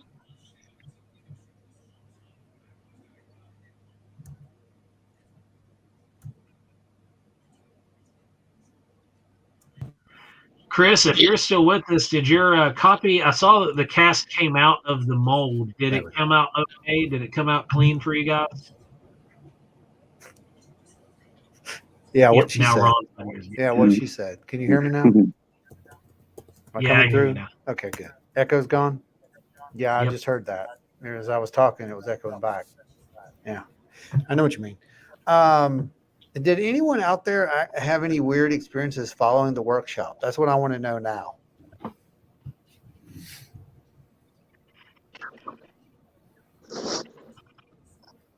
Wait. Now is Jess having audio issues? So, we went back the next day. So that was the only weird thing that I can think of. There was definitely some oddness going on. I tried to record as much of it as I could, but my phone wasn't having any recordings. Like everything I tried to record, it was saying my storage was full, even after I deleted like a million photos and apps and everything, and it still kept telling me storage is full. But now, if I want to record right here, I can. It'll work. Yep. That actually happened with Eliza's phone as well, Glenn's daughter. I can't. She make had it some out. weird You are issues. echoing You're really bad. completely Open up. garbled. Hang on. Try it now. So, Still doing it. Liza was having issues as well with her storage. No, I'm good. So I wasn't the only one that was having that issue. So somebody else have issue with their phone? Yeah, Eliza did. Glenn's daughter. Really? Yeah, the audio that she tried to record the growl was deleted. Huh. What? Yeah, like it didn't have enough storage to go on, and while she thought she was Okay. recording, Okay. it Stop. actually- Stop. I want to show you something. So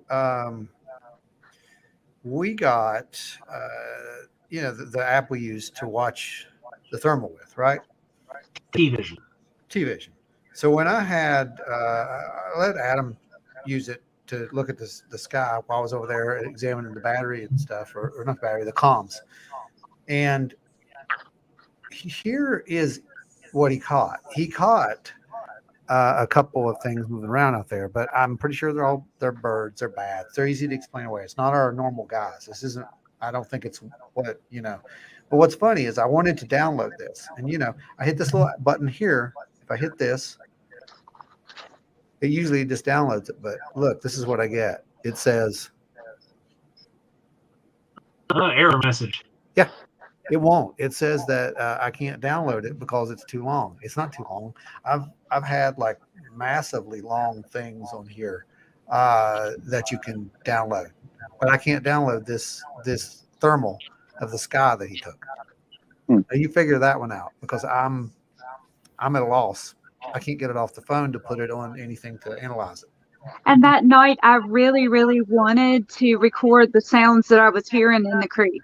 And I tried, but I wasn't going to sit out there in the middle of that shelter alone and keep trying to delete more stuff out of my storage. So I tried to do that when I went to my truck.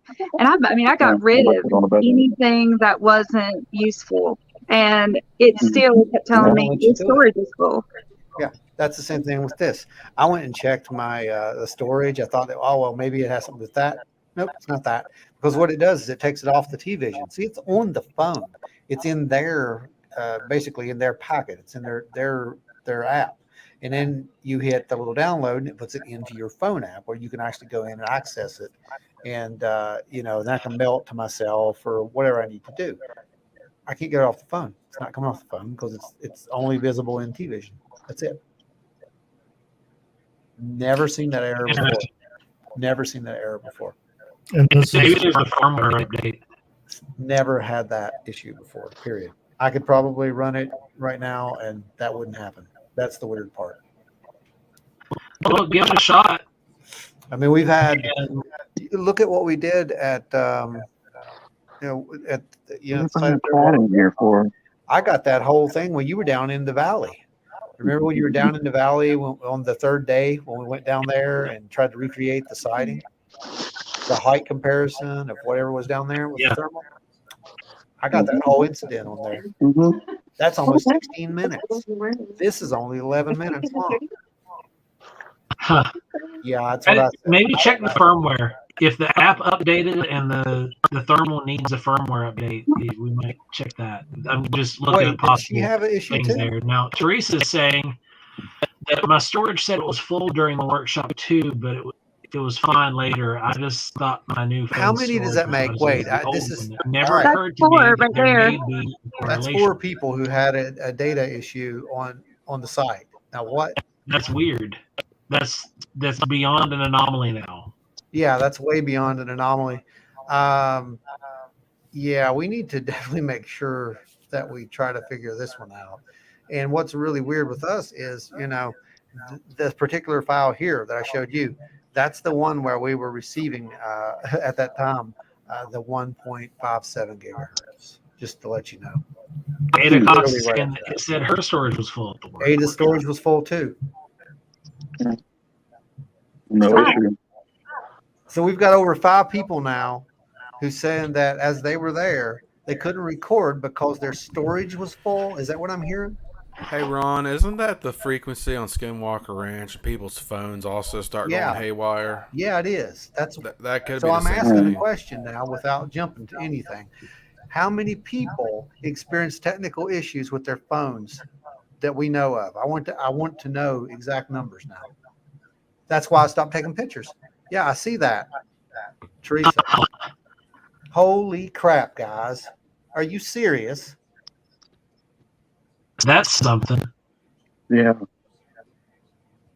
I don't know. I can't it's data and it's weird data. I don't know what to say about That that. is unique. Just gonna have to keep the equipment running at all times. Yeah, So, what you said. That's exactly what we're gonna have to do. We're gonna have to start investing in some very different equipment. I'll just say that. The day we went back, what's Mike saying?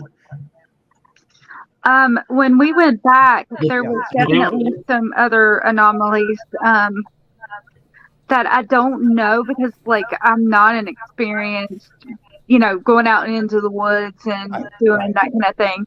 But Mike went up and he took the bat thing. What do we call that? What, the knocker, the wood knocker? Yeah, You, the you knocker. Took, you took a squad stick out there? Yeah, he did, and he hit it. He hit it. He was up near that bridge, where Yeah. right at the creek. Yeah, where you're up the trail near the bridge. Okay. Yeah, he was up near that, and he hit the knocker, and I heard it. I heard him knock, and I tried to record this too because I heard the knock, and then right after that, from up behind the shelter that we cooked at there, Almost immediate. there was another knock that matched. Now, see that is typical.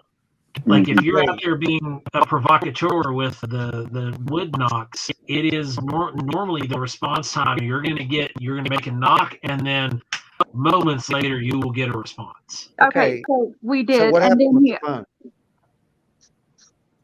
what is Go it? ahead. Go ahead. What happened with the phone after that? That's what I want to know. I didn't get it on the recording, and then my phone just started saying it was full again. Well, Mike is saying that the day that you guys went back, he was recording with his phone. After 7 seconds, his phone shut down. Shut down. Matt says my phone worked like it always does, but it's old and crappy already. Yeah, you told us you were running an iPhone 6, I think it was. Yeah. iPhone 6. And then up near that bridge, he was also hearing, and Dave mentioned and said it could have been a cycler, some of the cyclers or something up there. But he got to around that bridge and he heard what sounded like whispering and then maybe a growling type grunting noise. And that's when he turned around and walked back out because he was like, nah. You're out. Yeah. Gotcha. I stand corrected. It is iPhone 6S. iPhone 6S. Gotta have the S. Maybe we should invest in a camcorder from the 90s. I've got one. I actually got one. You do? Well, let's try Hey, that. those next are worth a time. lot of money now. An old Sony, one of the first ones with the crazy night vision. Used to use it all the time. Oh, We had that up at your camp once, I remember, Jeff. First time we went up there. Yeah, we need to fire that thing up, maybe. Mhm. On some cassettes, on some new. Yep. If we could do a direct out on it and just record onto another device. some people say they get some things on those old analog devices that you can't get on the digital ones. Oh, I guarantee it. Well, that's interesting. I don't know what to make of that. Yeah, I don't either, but that's how I want to know how many people that was. I mean, that's like 5 or 6 people who had issues with their phone while they were up there. And we had electrical failures, we have equipment failures, multiple equipment failures now. Hold the reel to reel out there. There you go, Teresa. That's it. Yeah. Magnetic. Yeah. Yeah, the camcorder won't care about satellite signals. That's a fact. That's right. Satellite signals are not affected by camcorders. So, or other way around. You know what I mean? Yeah. Strike that, reverse it. Well, that's. Do you guys have any old tape recorders you could use to record audio too? I mean, that might be cool to see what it might pick up.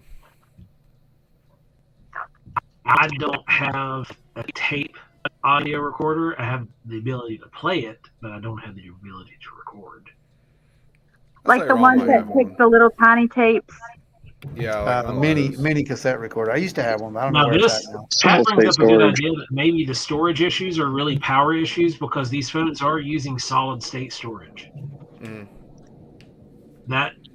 That could be. There's the IT guy coming out. That is a very good point. All it takes is like a decently strong stack charge to wipe one of those. How interesting. Yeah, I don't know, guys, but I think it's interesting we had that many people have failure. And I'm pretty sure that I've been in that park multiple times, never had anything like that happen.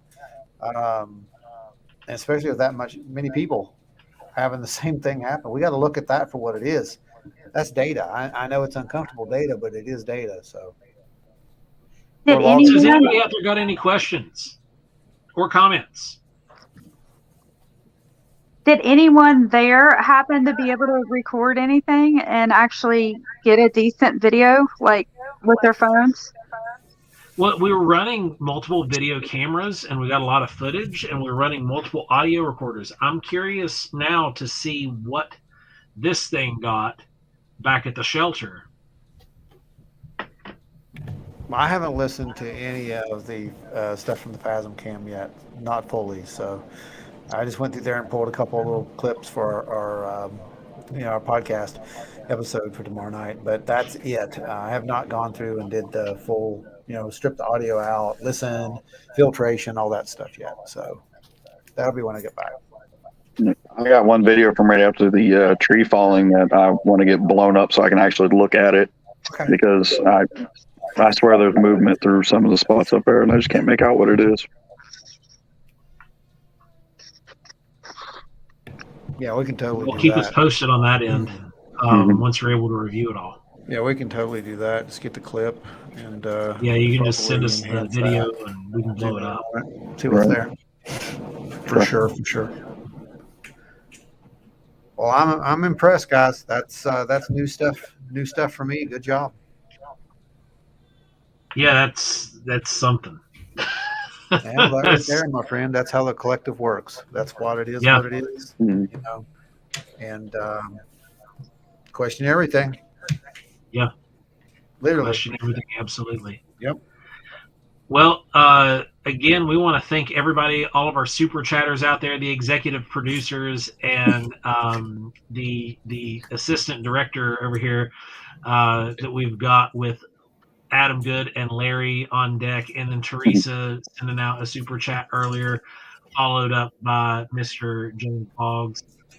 You guys Thank are you, absolutely guys. fantastic. Do I have to add anybody to the roster? Or we still got our same guys, right? What is it? Do we need to add any new names to the roster? Remember, I put a. No, still same group of people. All right, cool, awesome. Well, awesome. Their statuses are just changing. I got you. Ada Cox says, I have one that takes cassette tapes. Well, you might want to start running out into the woods with that thing and seeing how it'll do. Definitely. Yeah, those are good. I want to show these little guys because I'm kind of happy of how they turned out. I got to go put slap magnets on these things right now. But these are the little Kecksburg craft magnets that awesome. we made. So you'll be able to pick those up here. They're gonna be really cool. And then we got a little pin Kecksburg Craft. Did it work? Yeah, it's going to work. It's going to work great, actually. So you'll be able to get your own little Kecksburg Craft pin here, and it'll look really good next to your golden flyer. So I'll be repping both of those when I do the lecture up here. Awesome. So awesome. Yeah. I scaled those in to be the same size, just for anybody who's seen Ron wearing the golden flyer. I scaled those little mini Kecksburg guys to be in frame with those, and go on your lapel or on a tie or on your back. I think that's. I'm so excited that worked out. We didn't know if it was going to work out with the little guys or not. Yeah, they're beautiful. They look amazing, and we're going to go into full production on those. I'm pretty sure. Nice. Those are cool. Those are going to go on the site, and I'm very excited with those. Good deal. Good deal. Yep. Everybody in the area, make it up to the Kecksburg UFO Festival this weekend. Go hang out with Ron and Maria. If you got any accounts and stories you want to share with them, be it Bigfoot, UFO, Ghost, they'll be able to take your reports there. And I wish I could be there to meet you guys too. Unfortunately, I can't because my son's turning 1 year old, and I gotta be here with them. You know, it's a family. Gotta pull it off. But you know, the show must go on. Ron is up there representing and holding it down at the Kecksburg UFO Festival. Adam, thanks for joining us. Larry, thanks for joining us. Jessica, thanks for jumping on the show and telling your end of the story there as well. You guys are all part of what makes Wild and Weird Radio happen. I'm going to go ahead and sign you guys off, all right? Thanks for joining us, y'all. All right, guys. Thanks, Jess. Guys. What the world? I don't know. All those audio and no idea. I had no idea about any of that. What he said was pretty. What Pat said, I think, might be the thing. Could be power related. Where's power coming from? But where's those anomalies coming from? Teresa says, "Fun show, fun workshop." Thanks, y'all. Absolutely, Ike. Man, we missed you this weekend. I wish you could have made it out. Oh, cool. Fun show. Sky Daddy approves. You know that's a fact. Sky Daddy approves. Yep. And you know, it's because of you guys.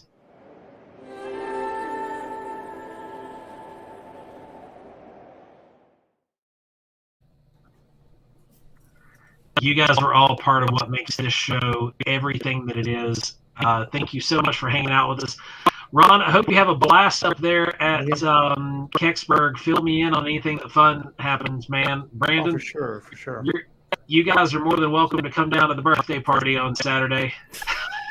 If you want to wrangle the kids and bring them down to Poco, we're having it at the cafe. Oh, boy. Everybody, thank you guys so much. This show is so much fun, and I for one know that I look forward to it every week. Hopefully we'll get some of these audio issues ironed out with the Ethernet cable. If not, holy cow, Larry. There's your Ethernet cable right there. Thank you, Larry. Larry.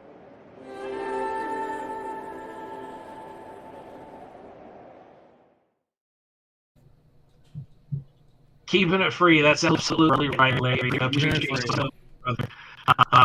We're definitely going to have to get out of the woods to get into Larry.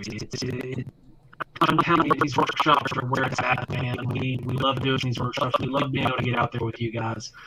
And again, thank you to all the super chatters who do what you do and have funded the show and keep it off of our shoulders, because there's so much that's already on them. You have no idea how much these little donations lift off of us. So I think until next time. Yeah. Stay wild and weird, everybody. Yeah, definitely. And be here tomorrow night at 8. I probably won't be here with you on the chat, but when I'll jump in. Debuts, premieres, they may have questions because there will be stuff there. Yeah, me and hopefully if Brandon can get in, he'll jump into the chat. And we'll be in the live chat with the premiere, because it's definitely something that you're going to want to do. So, guys, it might need a sound trap. That could be a thing. I might need to get some mute, some phone pads to put up. But guys, thank you all for such an amazing show. Again, thank you everybody who jumped on the show with us. Thank you again to the super chatters and everybody who liked and shared the show. You guys are absolutely phenomenal. We love each and every one of you guys. So remember, if you're ever out in the woods with us, God help you, because something weird's gonna happen. It might not be Bigfoot related. It might not be UFO related. It might be just weird stories. But it's going to be wild and weird, everybody. See you later.